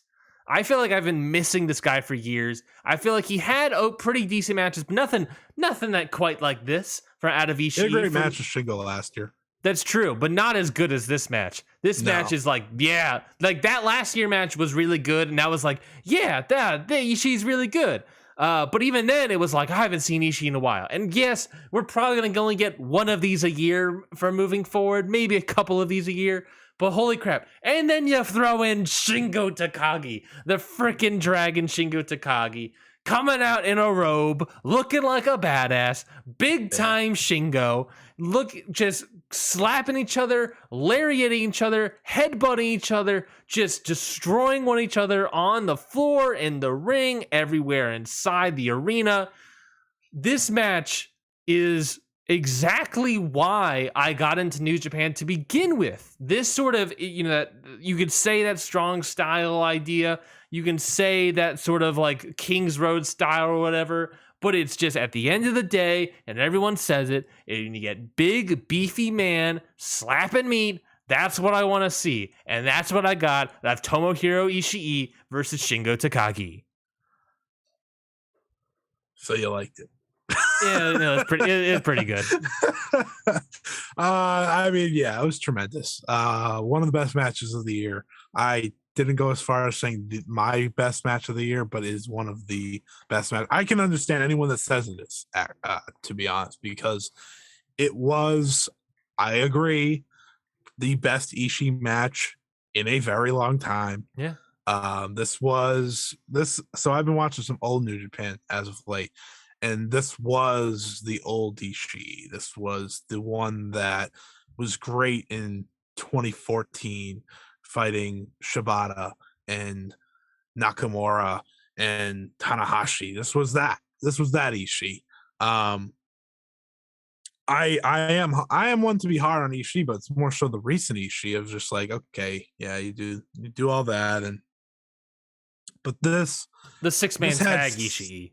Yeah, but this had substance. This had, well, yeah, I mean, it was 2 big meaty men slapping meats. You said it for me. Shout out Biggie. But it was fantastic. There wasn't a moment to breathe in a good way. Like, the only moments you were breathing is when you were kind of jumping out of your chair. Like, holy shit, they just did that. They hit each other so hard, so many times, and they made a story out of nothing of like, these are just 2 guys that are desperate to move on to the next round. Shingo trying to get back to his title, the title that he lost to Wrestle King. Tomohiro Ishii trying to get that one moment that, listen, people, he's never going to get it, so just accept it.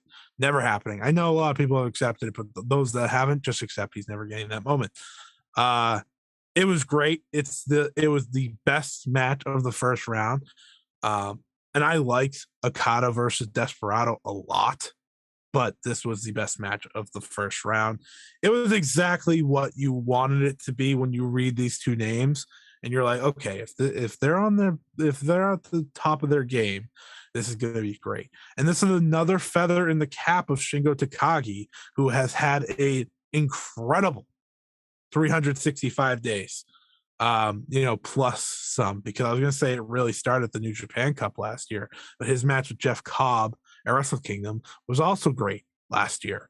So this dude is just putting in the work. He's been great for a long time, and he moved on here, of course. And this match was freaking great. If you like old New Japan, this is the one. This is the one you watch. From the past.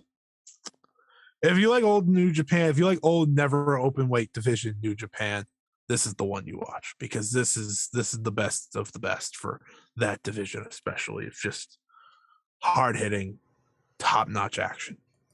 It's just, it's so good. This match is so good. Oh my god, I can't even speak to it. I wish I watched it like this, rewatched this morning to like speak to it, but it's just phenomenal effort from both of these guys. It's like exactly what I needed. It's exactly what I think a lot of other people needed, not just from like, Ishii stuff, but just like in general. I think a lot of people needed this for like New Japan watching. New Japan Cup's been great so far from what I've watched. You had the first round bookend by two great main events, right? Okada Desperado, very different from Tomohiri Ishii versus Shingo Takagi, but that was great. That was a great match of the way they did that. And then you end it with this great first round overall. A lot of fun matches, a lot of fun matchups.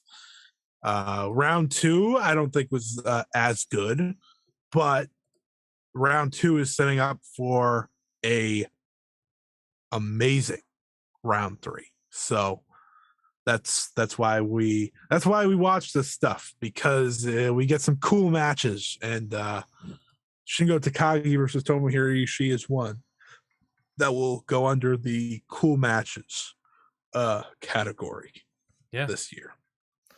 I don't know what night this is. 4, I think. 4, 5, 6. Yeah, night 4. Moving right along. God, so Ishii all downhill now, because Ryan's just like, oh well, talking about the one match. That was the pinnacle. That was the peak. That was the best match I've seen in New Japan since January of last year. Is what I'm saying.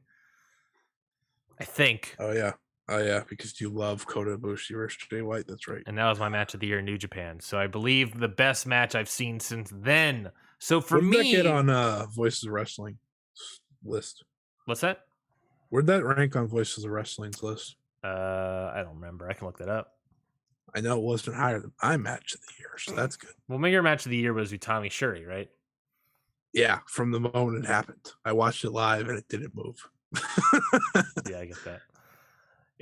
I also am doing my best to like watch New Japan Cup unspoiled. Remember Jay White? Who? You mean the guy on Impact? What a disgusting sentence. Number 7, Kota Ibushi versus Jay White. That was, and Shuri Utami was number 5. In between them was Walter versus Ilya Dragunov, which I think was like my number 2. It was my top 5. Yeah. So we're smart. We are smart. We know our stuff. Night 4, New Japan Cup second round this time around. So this is where we start seeing a lot of those buys, those buy wrestlers coming in. So get ready, strap in, baby. We got Hiroki Goto defeating Dick Togo in 9 minutes and 50 seconds. We have Shima defeating Yoshinobu Kanemaru in 14 minutes and 46 seconds. Kazuchika Okada defeating Master Wato in 18 minutes and 34 seconds with a Rainmaker. I really enjoyed Shima versus Kanemaru. I liked the way they built that match, with Shima's knee getting destroyed, and then him just kind of being like, all right, fuck it, I need to win this. I'm just going to destroy it with the Meteor, which is beautiful, by the way. That Meteor onto the guy on the ground is fantastic. And now we're going to get Shima versus Hiroki Goto. Very excited for that. I hope Shima wins, and I hope Okada wins, because then we get Shima Okada. Yeah, like that'd be sick. I'd be cool with Okada versus Goto too. Don't get me wrong. Like that, I want to put that out there. I will be happy with either one, but Shima versus Okada is clearly the sexier match. So I really like that one. I think Kanemaru is very solid still, even at his older age. And the main event, I thought it was very well done. The way they did it with Master Wato, facing Okada, like he didn't have much hope, but what he did have was heart. And Okada made sure not to destroy that heart until he got fed up and hit a landslide and then Rainmakered his head off. I love Okada is, I think, the master, maybe the grandmaster of that's Master Wato, actually. No, he's on his way to the grandmaster. He's not the grandmaster now. He's on the way. Be the grandmaster. I think Okada is like the master of the I don't really give a shit, so I'm just gonna like play along character in wrestling. Yeah. I know I'm the best. I know I'm the best at wrestling, so I'm just kind of gonna do my thing. And then, he played his part until he got sick of it, DDT'd Master Wato's ass into the floor, go back in the ring, do some more stuff. You kind of referenced this earlier about, I forget which match it was. I think it was for Dynamite maybe. But, the Dante Martin match, where this match didn't necessarily need to be 18 minutes long. But maybe there's an argument saying that was a title match. This wasn't, so Okada definitely didn't care at longer. But I don't think this. I think this match went just a little bit too long for what the story was, being of Okada being like, I don't care. You shave up a couple minutes. Yeah, I think you shave five minutes off of this. But ultimately, I greatly enjoyed. I greatly enjoyed this specific character of Okada. Yeah. I mean, I thought Okada was great in his role, and bless Wato for playing to it the way he did. I think I see some strides in Wato every couple matches, and there were definitely strides even in this one when Okada was not interested. Because even when he got the best of Okada and got him down, it was pretty cool. And I thought commentary played really well to it as well. I listened to the English comms for this match, and I thought they did really good at kind of being like, oh my God, what's happening? And ultimately Okada said, fuck you. Then he just puts his one hand on the pin and then just taps him on the chest when it's over. He's like, yeah, okay, good job, kid. Moving on. Yeah, no, I just love that character, Okada. Now we get Okada versus Taichi as well, so that should be pretty good. That should be good. Night 5 of New Japan Cup. I did not watch all the show. Do you care about spoilers at all then? No, I know everyone who won. Perfect and good, because I was going to say it no matter what. That's true. New Japan Cup Night 5, second round. This was Yoshihashi defeating Kosei Fujita. Again, don't understand how the bias works whatsoever. Tetsuya Naito defeating Gato in 14 minutes and 18 seconds with a roll-up. New Japan Cup second round here was Jeff Cobb defeating Satoshi Kojima in 15 minutes and 36 seconds. Hiroshi Tanahashi is the main event, defeating Bad Luck Fale in 15 minutes, again with a roll-up of his own. How was Cobb versus Kojima? Cobb versus Kojima was very good. It was That's the one I'm looking forward to from this show. It wasn't like, I thought it was very good. Cobb looks like he's not completely ready to go yet. Yeah. Like he still has like a very slight limp to him, which is obviously upsetting to see. But ultimately, this match was very good. It was your sort of hostile match as well, which also helped.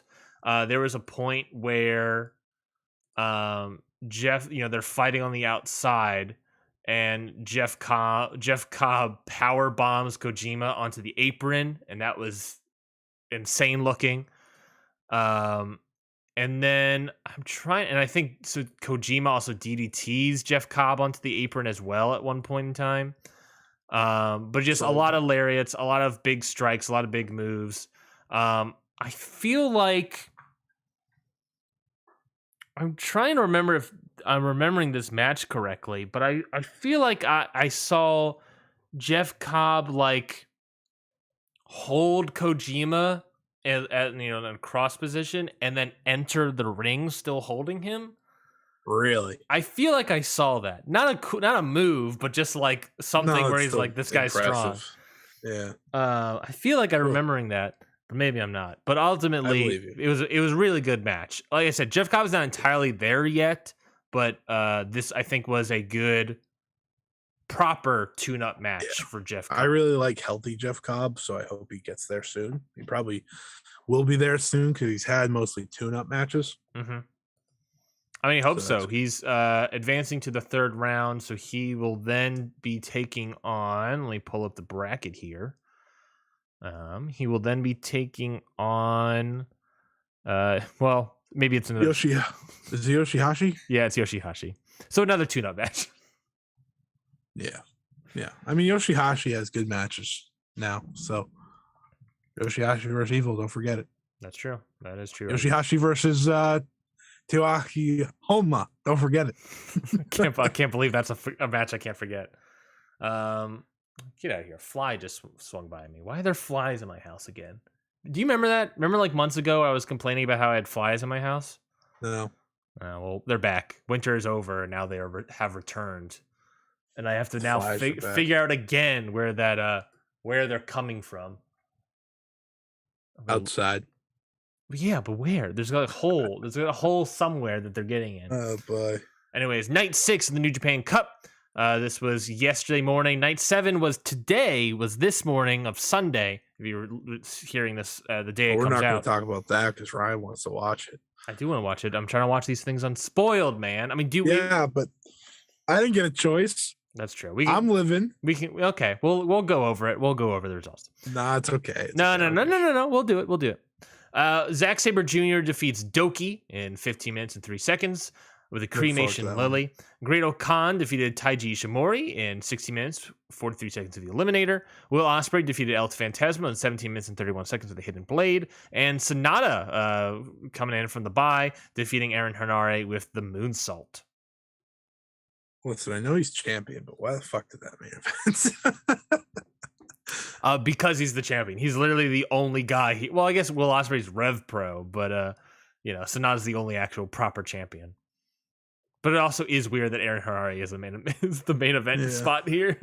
Randomly, I like Sonata versus Aaron Henare from last year. They randomly had a singles match, and I remember enjoying it. So I'll go into it with a open mind. I thought of this match, I thought Zack Sabre Jr. Doki was pretty good.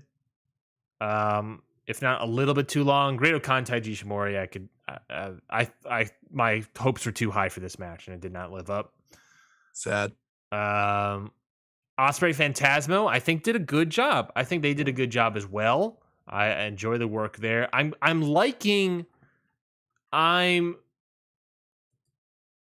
was thinking about this, but now with the revelation of what happened this morning, I wonder if they are turning Phantasmo and Ishimori face. Because that'd be interesting.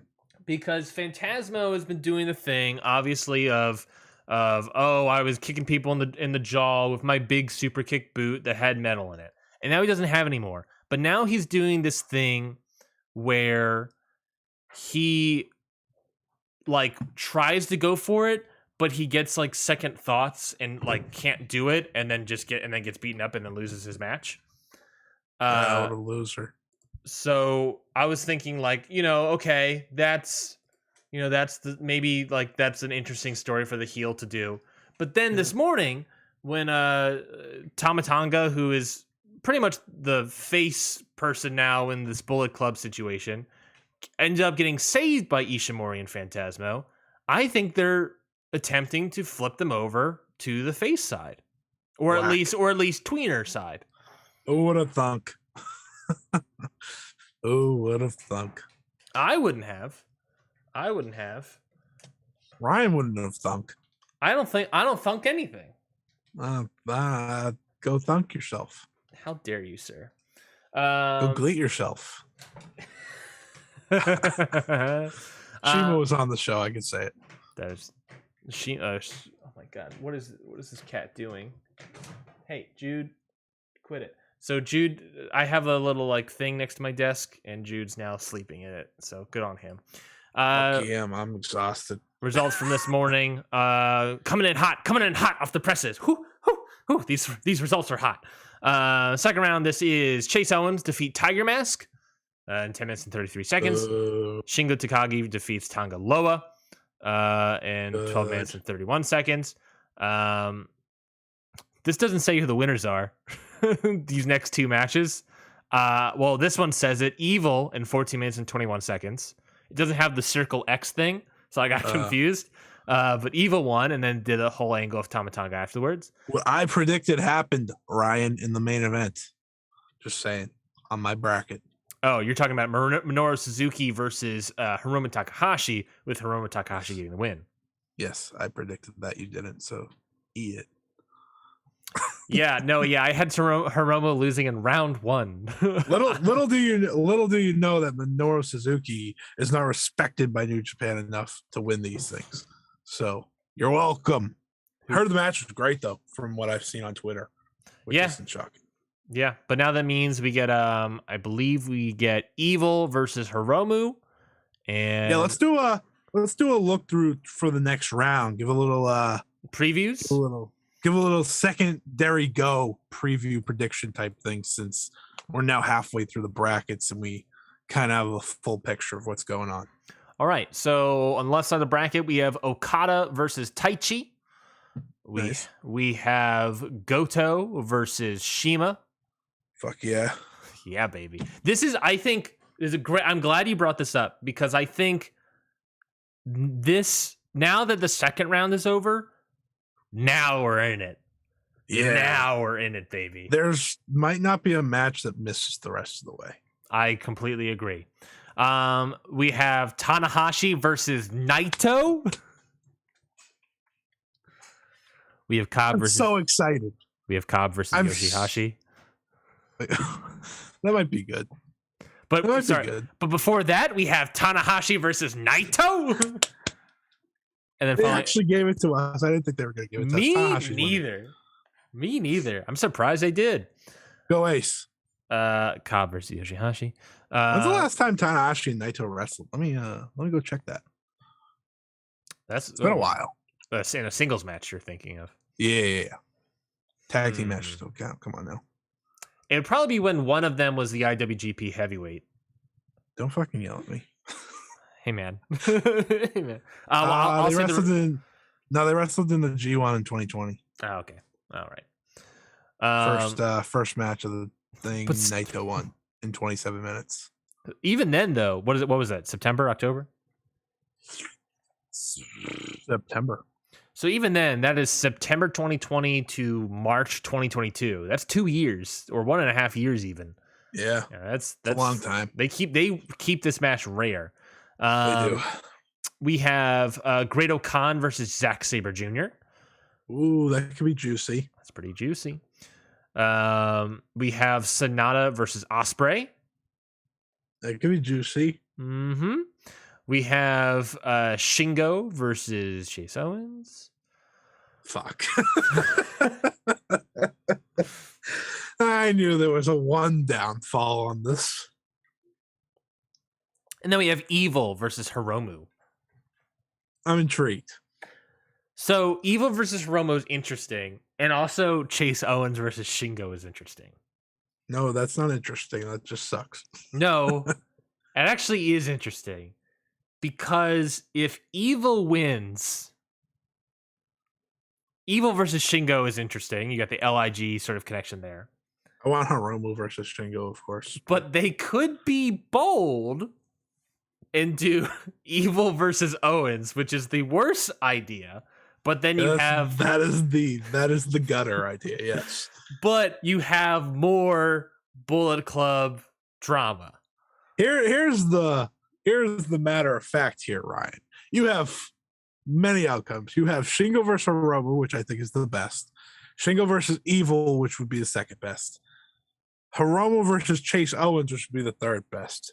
And Evil versus Chase Owens, which would just be shit. They got Bullet Club drama. It's a matter of whether or not they would do story or more interesting match. I think they'll do more interesting match. They could do it. I'm not saying they should, but they could. That's my Matt Parker impression. I'm not saying they should, but they could. If it happens, I'm coming on the show next week, and I am yelling at you for bringing it out into the universe. Yes, you said it, so now Gato heard it.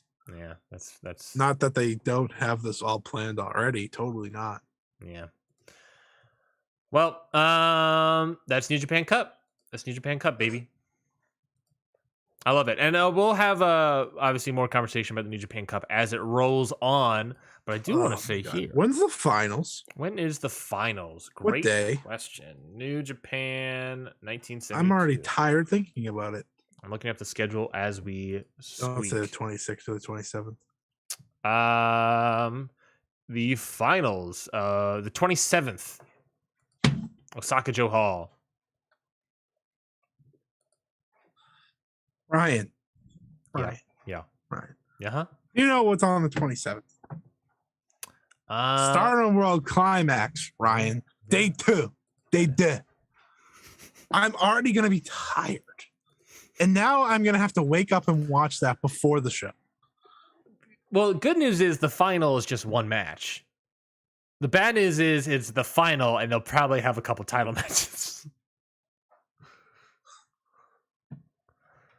I'm already tired.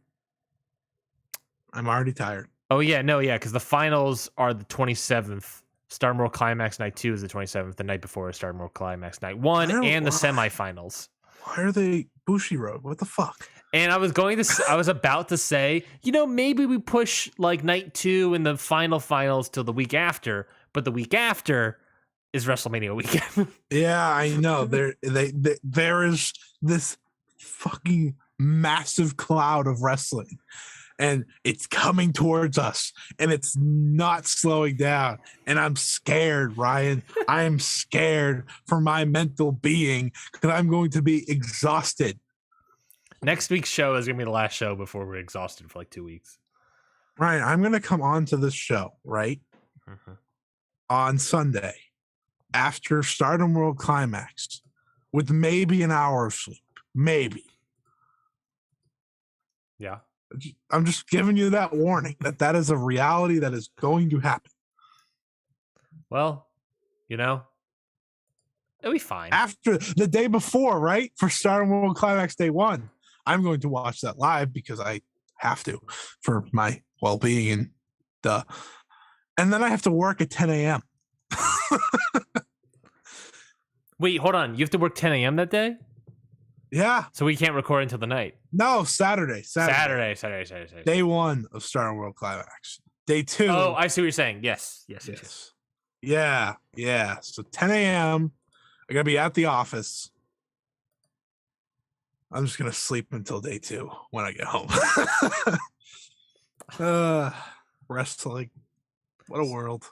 Speaking about the world of wrestling, let's head all the way over to Germany to talk about the finals of the wXw 16 Carat Gold Tournament. Yeah, I didn't watch the whole tournament. I did. So you messaged me last night saying, "Hey, let's talk about the finals because they were pretty good." And I was like, "You're right." And I wanted to watch the entire tournament, and then I just watched the entire tournament. Oh wow, that's impressive. What's funny? I said that right, and I didn't even watch the finals. I watched Jonathan Gresham versus Irie, which is the semifinals. So, I thought you watched the finals. I did. I ended up watching the finals late last night, but I like the semifinal better. So, well, let's talk about the semifinals and the finals. The semifinal, the 16 Karat Gold, the tournament that wXW does every single year. Pretty good tournament. It's come out with a lot of great stuff. The 16 Karat Gold. I want to talk about it. Sorry. If you don't know about the 16 Karat Gold for whatever reason, I just typed in 16 Karat Gold into Google thinking I would get a result. And turns out you get a bunch of jewelry. I never would have thought about it. But 16 Karat Gold tournament, they've had a bunch of winners. I'm just looking at the winners right now to see who they have been in the past. Let me see. 16 Karat Let me see if I can find these winners. Carat. So these are the list of winners for the 16 karat gold, Scotty. Ready? Baron von Hagen, whoever the hell that is. Chris Hero, Bad Bones. Shingo Takagi in 2009. I have to see who he wrestled in that, that 2009 match. Walter. He wrestled Walter? No. Walter was next year, 2010. Okay. Sammy Callahan in 2011. That's weird. El Generico 2012. Tommy End 2013. Chris Hero again. Tommy End again. Zack Sabre Jr. in 2016. Ilya Dragunov in 2017. A guy named Absolute Andy in 2018. A guy named Lucky Kid in 2019. He's on Lucky Kid is Teoman in NXT UK apparently. Lucky Teoman. Yeah. Okay. 2020 Cara Noir. 2021 didn't happen. 2022 we'll get to the winner of 2022. Well, it's Jonathan Gresham. I don't care. We're talking about the matches. We're not talking about who this wins. guy goes. We'll get to it. It's Jonathan. I don't give a shit. Let me see if I can find that. I want to find that 2009 WXW 16 karat gold tournament. Give it to me, cage match. All right. This is our show. I'm seeing.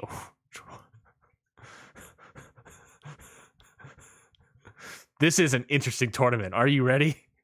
I am ready. These are the participants in the 2009 WXW 16 karat gold. The eventual winner was Shingo Takagi, but here are some of the people: Daisuke Sakamoto,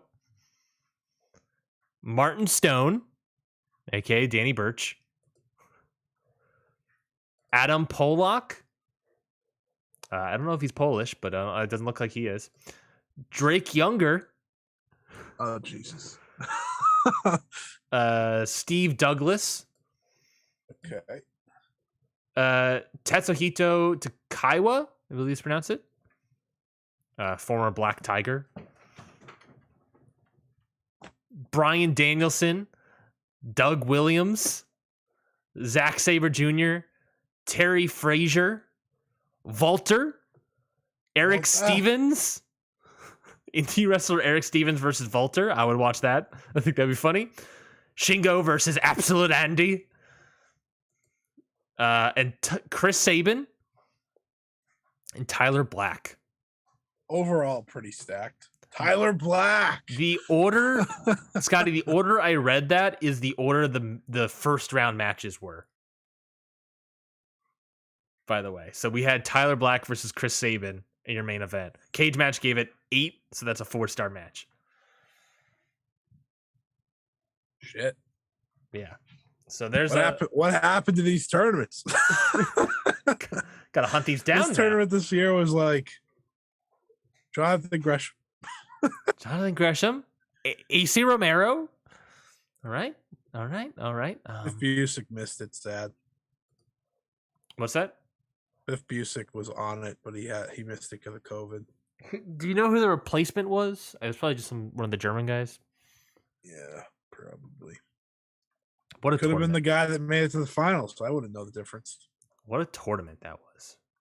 I'm looking at 2010 with Walter. Oh, you can watch this on WXW now, but yeah, more like WXW. Not gonna happen.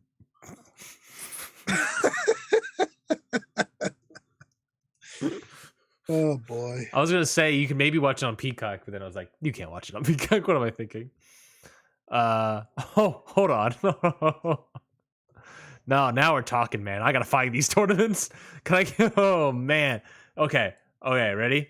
I gotta give you this, man. I gotta give you this match. This entire card is insane. This entire card is insane, Scotty. Night 1, 2010, 16 karat gold. We'll get to the 2022 match. We'll get to it. But I gotta. Ryan getting excited now. Okay, here we go. Ready? These are the people in the 2010 16 karat gold tournament. Ares? No, Aries. It's my mistake. This guy's just name is Aries versus Matt Jackson of the Young Bucks. Munenori Sawa, I don't know who that is, versus Paul Tracy, some guy, Irish guy. Martin Stone again versus Yuji Okabayashi from Big Japan. Nice. Claudio Castagnoli versus Johnny Kidd, some English fella. Kagatori. Why are we excited about this? Versus Nick Jackson of the Young Bucks versus Tommy End. Eric Stevens versus Adam Pollock. I don't know what this is. This is a wXw World Tag Team Title 16 Carat Gold Tournament 2010 alternate match. I don't know what an alternate match is for a tournament of singles wrestlers, but this was a tag match. John Moxley and Sami Callihan versus Cheech and Cloudy. What a fucking show. Do you know who the current wXw World Champion is? It's no longer Alexander Wolf. Axel Dieter. Well, that ruins my whole entire thing. Anyways, the last two matches are Chris Hero and Bad Bones versus Big Van Volter versus. Why did you get so excited about this card? It was ass. I saw to quote friend on Twitter, Jordan Patu, it was 2 packs of ass.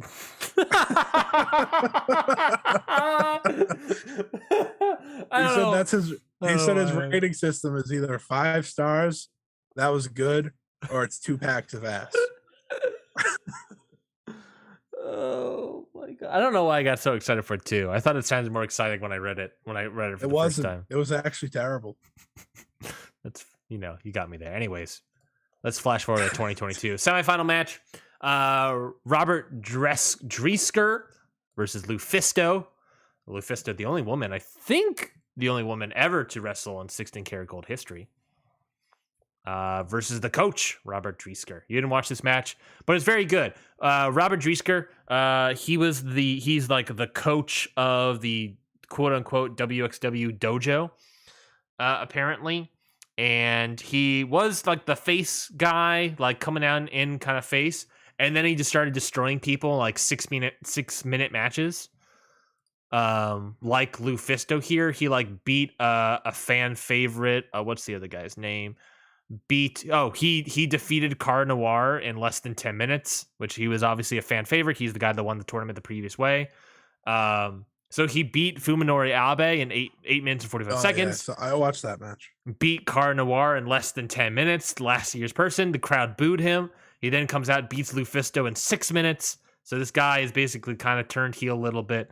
I don't know if he was face before the show started, but he's the coach, and he came in here and just started wrecking people. And I really like him because I really enjoy like the big stocky fellas like that Vader-esque kind of guy. I really enjoyed his work here. This match is pretty okay. It was what it was, but it was nice having like big stocky Lufisto, big stocky Robert just going at each other. And it worked well. You liked the beef.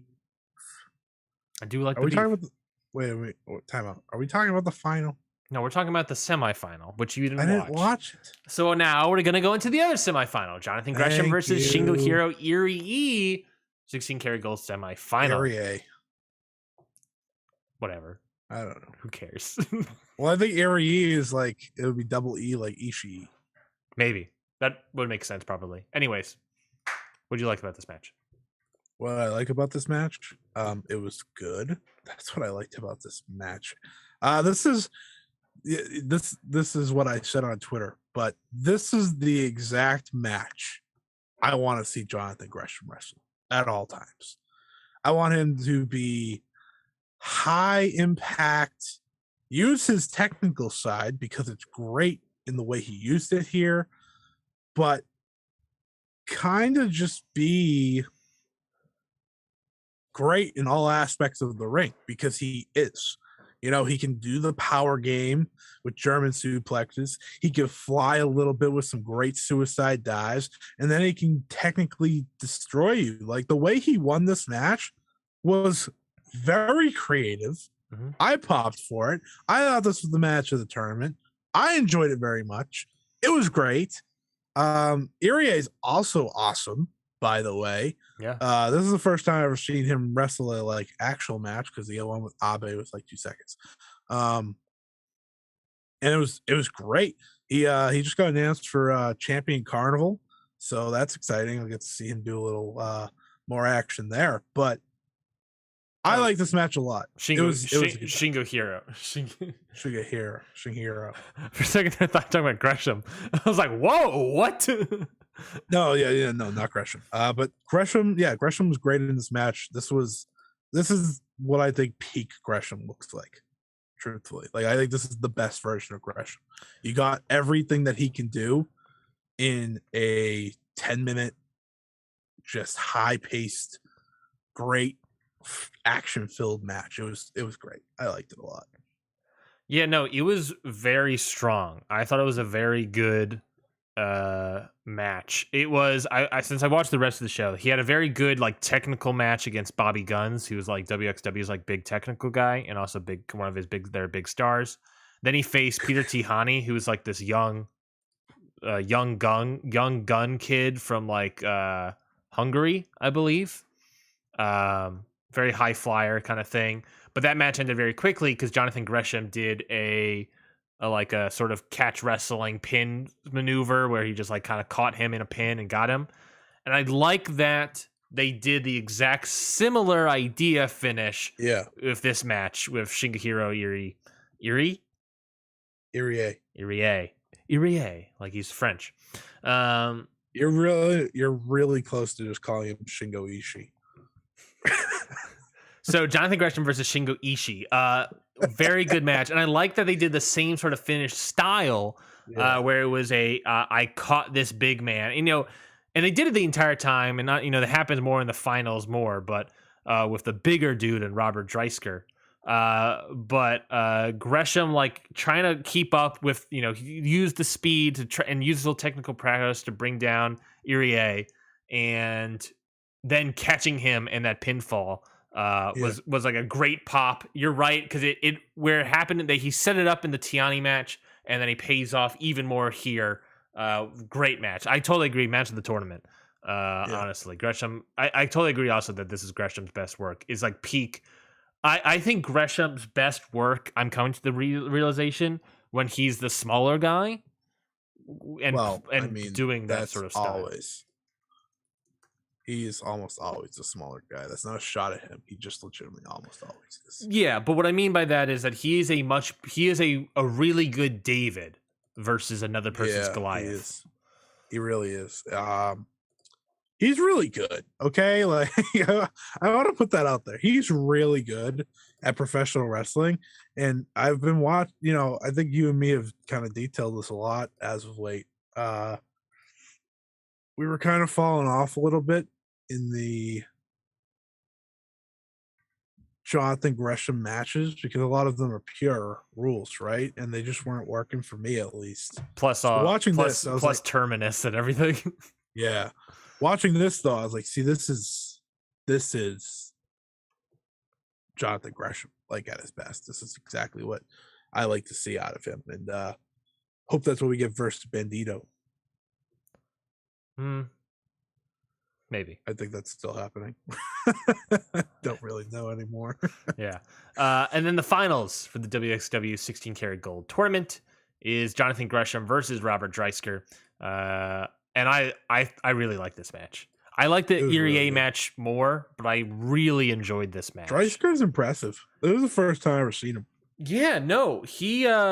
He was doing really solid work during the tournament. I think his second match was very good. Let me look up who it was. Oh yeah, the Carat Noir match. That was very good. Yeah, Robert Dreisker. I really enjoy this man. Like I said, I like the beefy boys. And doing that David Goliath thing of Jonathan Gresham. One of my favorite spots all tournament. Jonathan Gresham gets up to the top rope. He's going for it. He's like, I got this. Here we go. Crossbody! And then he just bounces off of Robert Dreisker. That was great. Oh boy. Dreisker, yeah. I mean, he was definitely a highlight for me. Yeah. I kind of wish I watched more of his earlier matches, but I thought this was really good. I mean, I don't know how many times Gresham hit him with the I don't remember what he calls his elbow shot, but he has a name for it. But he hit him and he hit him, and I kind of like the build of like every time he hit him, it got a little worse, which makes sense because he was a bigger dude, but they were starting to he was just starting to feel it a little more. And the finish was really clever of him putting him in the sleeper and then letting it go and hitting him with one more shot and pinning him. I thought that was great. Yeah. Gresham's very creative. That's why I think I like him a lot too. Like, I just said that I wasn't super high on his past pure matches as of late, but he's very creative, and I think that makes him such a fun wrestler to watch. Yeah, no, I completely agree. He's very creative, and he is able to come up with a lot of different ideas of doing things. I think the problem is that sometimes his ideas don't quite work, aka 2 Terminus main event backs to back.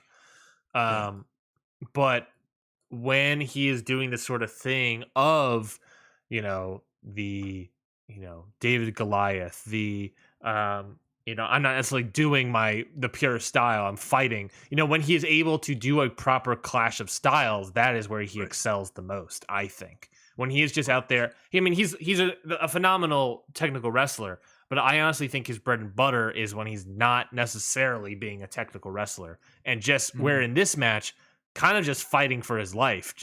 He's not really fighting to be a technical wrestler or put this guy in submission holds. He's trying to, for like the majority of this match, just bring this guy to his knees. Just bring this guy down to the mat so that he can do some sort of move.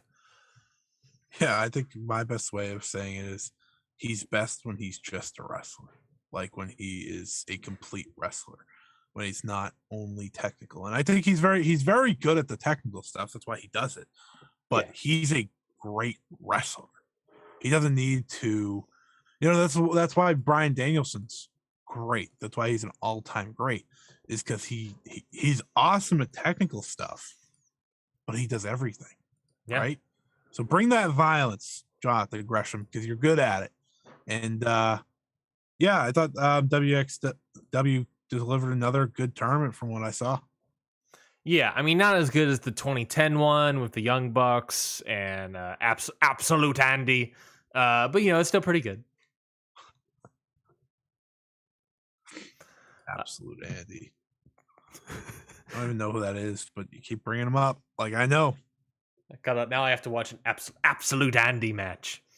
Maybe he's really good. Maybe he's a guy that we don't. Maybe he's someone we know. I looked him up in Cage Match, and the answer is no. Sad. Okay, sounds good. Absolute Andy. Let's look up the match guide for Absolute Andy from Deutschland.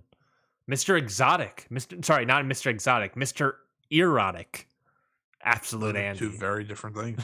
Very, very different. He's trained by Samoa Joe and Chris Hero. Whoa. Whoa, hold on. Let's see. Let's look at this match guide. That doesn't mean he's good. No. But like the reaction you had was like, he might be great. Nah, that doesn't mean that. His best singles match, and I wonder why, is against Bryan Danielson. Something tells me it's because of Bryan Danielson. Something tells me it was WXW World Heavyweight title match where he beat Bryan Danielson for the title. So time out. He still wrestles in WXW, but he just wasn't in the tournament. Well, yeah. I guess. That's funny. He's only 38. Absolute. I'm not talking about this guy anymore. Maybe he's a scumbag. He lives in Europe, so at the rate of speaking out. Yeah, I don't want to know. Fair enough. Well, that is it for this week's episode of Ring Post Radio. Thank you all for joining us on another week. Talking about the world of professional. That was a weird episode. Wrestling. Yeah, no, it was we're kind of just having a ball here, having fun. It's the calm before the storm, to be fair. Yeah, I think next week we'll have a lot of previews. Next week I'm gonna die a little. Next week there's gonna be a lot of previews. The week after we're really gonna die. Yeah, because there's reviews. We're gonna do the best previews. We might have to like divide and conquer and go through as much as possible with talking about stuff. Well, I just realized that the Cinderella tournament starts the Sunday of WrestleMania. Does it start that Sunday? I'm pretty sure is it the 3rd? 3rd of April. Let me check the graphic. And I was like, no, why? Why you do this to me? they would do that. Let's see. It is. First round. All right. Oh, no. I don't know how we're gonna do that. Oh my goodness. We might not. I mean, we might not talk about it. We probably should. I think we should because I like doing the prediction stuff for the brackets. Cinderella tournament's very important. I know. So I'm like, but then I I was even go through the. Oh my god. Because we would have to do. It would be that show that we do on the 3rd or do it on the 27th, a week before to do the bracket. A week before, because then it would already have happened. I know. So we're gonna do it on the 27th. Next. Is that next week? While we also preview WrestleMania and anything from the collective that's interesting, and review the finals of New Japan Cup and Stardom World Climax. Oh, Jesus Christ! Give me strength. It's gonna be 2 weeks. Maybe next week should be our collective indie stuff preview. That's a good call because we don't have anything next week except for Stardom World Climax preview. Yeah, next week is like New Japan Cup reviews, Stardom World Climax preview. Maybe we do the collective and go over those shows because I don't know how many more matches they'll announce. I'm sure there will be more matches. We'll have enough, but we have enough content. There'll be enough shows to discuss. I also don't need to preview every show. So yeah, plus not every show is like.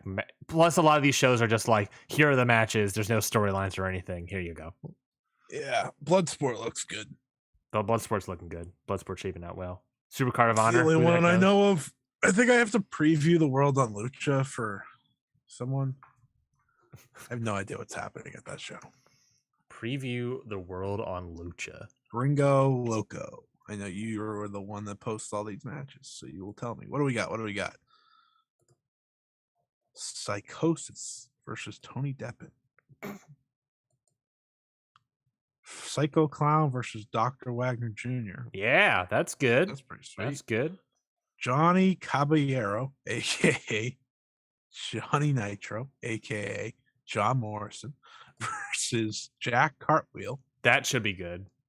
I think that's legitimately solid. Pagano versus Sadika. All right. That's probably going to be like a death match sort of thing. That is it so far. What was the first one? That I announced, I said? Psychosis versus Tony Deppen. I'm just excited about GCW for the Culture, where we'll see Shane Taylor Promotions take on the Hitmakers. AJ Francis and Tahuti Miles. Where's Swerve? I thought they were going to stick around. Swerve said, fuck this. You are the reason I am no longer there. Goodbye. I'll get a better deal than this other company on TV. I liked the report that came out that he called New Japan first. Really? Yeah. Not that it mattered. He assumed that AEW would call him, so he's like, I'll call New Japan. Well, he's working for both. So a win's a win. Well, that is it for this week's episode of Ring Post Radio. Scotty, anything to plug and or match of the week? Yeah, follow me at Scotty Wrestling on what's it called? Twitter, yeah, follow me there. Follow me on LinkedIn, Scotty Wrestling. Go check out my article that I'm about to post in like 2 seconds about Paige Van Zant, because I think she's gonna be good. Match of the week that we didn't talk about. Oh boy. Okay. Oh boy. All right. Braun Breaker versus Tommaso Ciampa versus Dolph Ziggler. There you go. Because Dolph Ziggler is your NXT champion, ladies and gentlemen. And I do want to give him credit. He's actually doing good work on NXT. I think people forget that Dolph Ziggler, like once upon a time, was pretty good, really good, fan favorite, and he's doing good work there. And it all sets up for Braun Breaker to get a big win at WrestleMania weekend. So that's cool. Assuming that WWE is just like, nah, we're calling him up, right? That's true. I'd probably call him up soon because I don't know what you want him to do. He's clearly over and whatnot, but you never really know. But he's also still fairly green. He can't really. Yeah. Well, that's true. But that's why they're putting him against Ziggler. Ziggler's going to make him look like $1 million on a big stage, on his biggest stage yet. So that's cool. Maybe they'll rename him to Butchie. Breaky. Breakman. Breaky. Braun Breaky. My God, it's Breaky.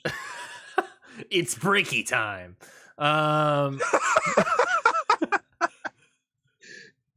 Oh boy. I'm going to stick in the WWE realm and talk about the, I think it was the opening match, maybe on Raw. The Raw tag. That triple threat tag: Randy Orton, Riddle, Gable, Otis, and Owens and Rollins. Really good stuff. Really good stuff. RKOs ever. I saw somewhere that the people that put this together were, who was it? Like Petey Williams and Abyss or something like that. Yeah, it was. It's just like, yeah, because this match felt like your like indie darling tag team match. You know what I mean? It just felt like nonstop high spots from all of these guys. Just very good. And I did not, you see the GIF going around of Randy Orton doing the RKO on Gable. Did not realize that wasn't the finish. That was like it wasn't. Maybe 3 minutes left in the match or something like that. They just did it. It was great. It is such a really good match, and I'm really glad that they had a good match. The way they worked up to the Orton hot tag was great. Yeah, Orton's so over. It's actually like wild that like if you look at the WWE roster right now and like how no one gives a shit, he might be the most over person on that brand. I probably agree with you. I mean, just based off of what I've seen from pay-per-views and whatnot. Yeah. He seems to be that way, which is why I think they're probably champions again. Honestly, they're probably going to break him up for Mania, and then they're like, they're selling merch, and people like them. We should probably just fucking keep them together. Who cares? Yeah. Why would we break this up? Just because. And Randy's probably actually having a good time. Like he said it in a promo afterwards, but he's probably having a good time because the load's not all on him, and. I don't know. Him playing off Riddle's interesting. So happy you brought that match up. It was good. Yeah, very good match. So definitely go check that out if you have not done so. A weird main roster WWE recommendation from us. But that again, like I said, that's it for Ring Post Radio. You can follow the Ring Post Radio's network, Countout Network, on Twitter at Countout Pod. And fun thing, Discord. I was just about to say, count out. We just started a Discord. It is, if you go to either the website, countoutpod.com, or there's a link tree in the Twitter page at countoutpod. There's a link to the Discord. You can find it. Yeah, I can't say it because I shouldn't make like a bit.ly for it. That way I can like say it like bit.ly.com/, CO Discord. I should do something like that. That may be helpful. But they're available. Go to the countoutpod.com. There's a button there. You can click join the Discord. There's also a linktree.com thing or whatever in the description of the Countoutpod Twitter account. Basically, join the Discord. We have a bunch of people in there already that already joined. We'd love to just continue to talk about wrestling on a personal level than Twitter. So go check out the Discord today. We have, channels for all the podcasts. We can talk about the podcast. We talk about the things we talked about on the show or whatever. You can talk about, whatever promotion you want to talk about. WWE, AEW, New Japan, Ring of Honor, Impact, NWA, MWA, MLW, Puro, Joshi, Indie, Deathmatch, whatever the crap, and a bunch of other things. So just basically it's a place to talk about wrestling. And that's what we want to do. So go join the Discord today. Love to start talking to you. Scott and I were talking about video games the other day about the WWE 2K. So definitely go check it out, baby. Whew. I felt like I started turning into Excalibur for that hard sell. Yeah, you just did the Excalibur. Good on you. But yeah, the show's over. Goodbye, everybody.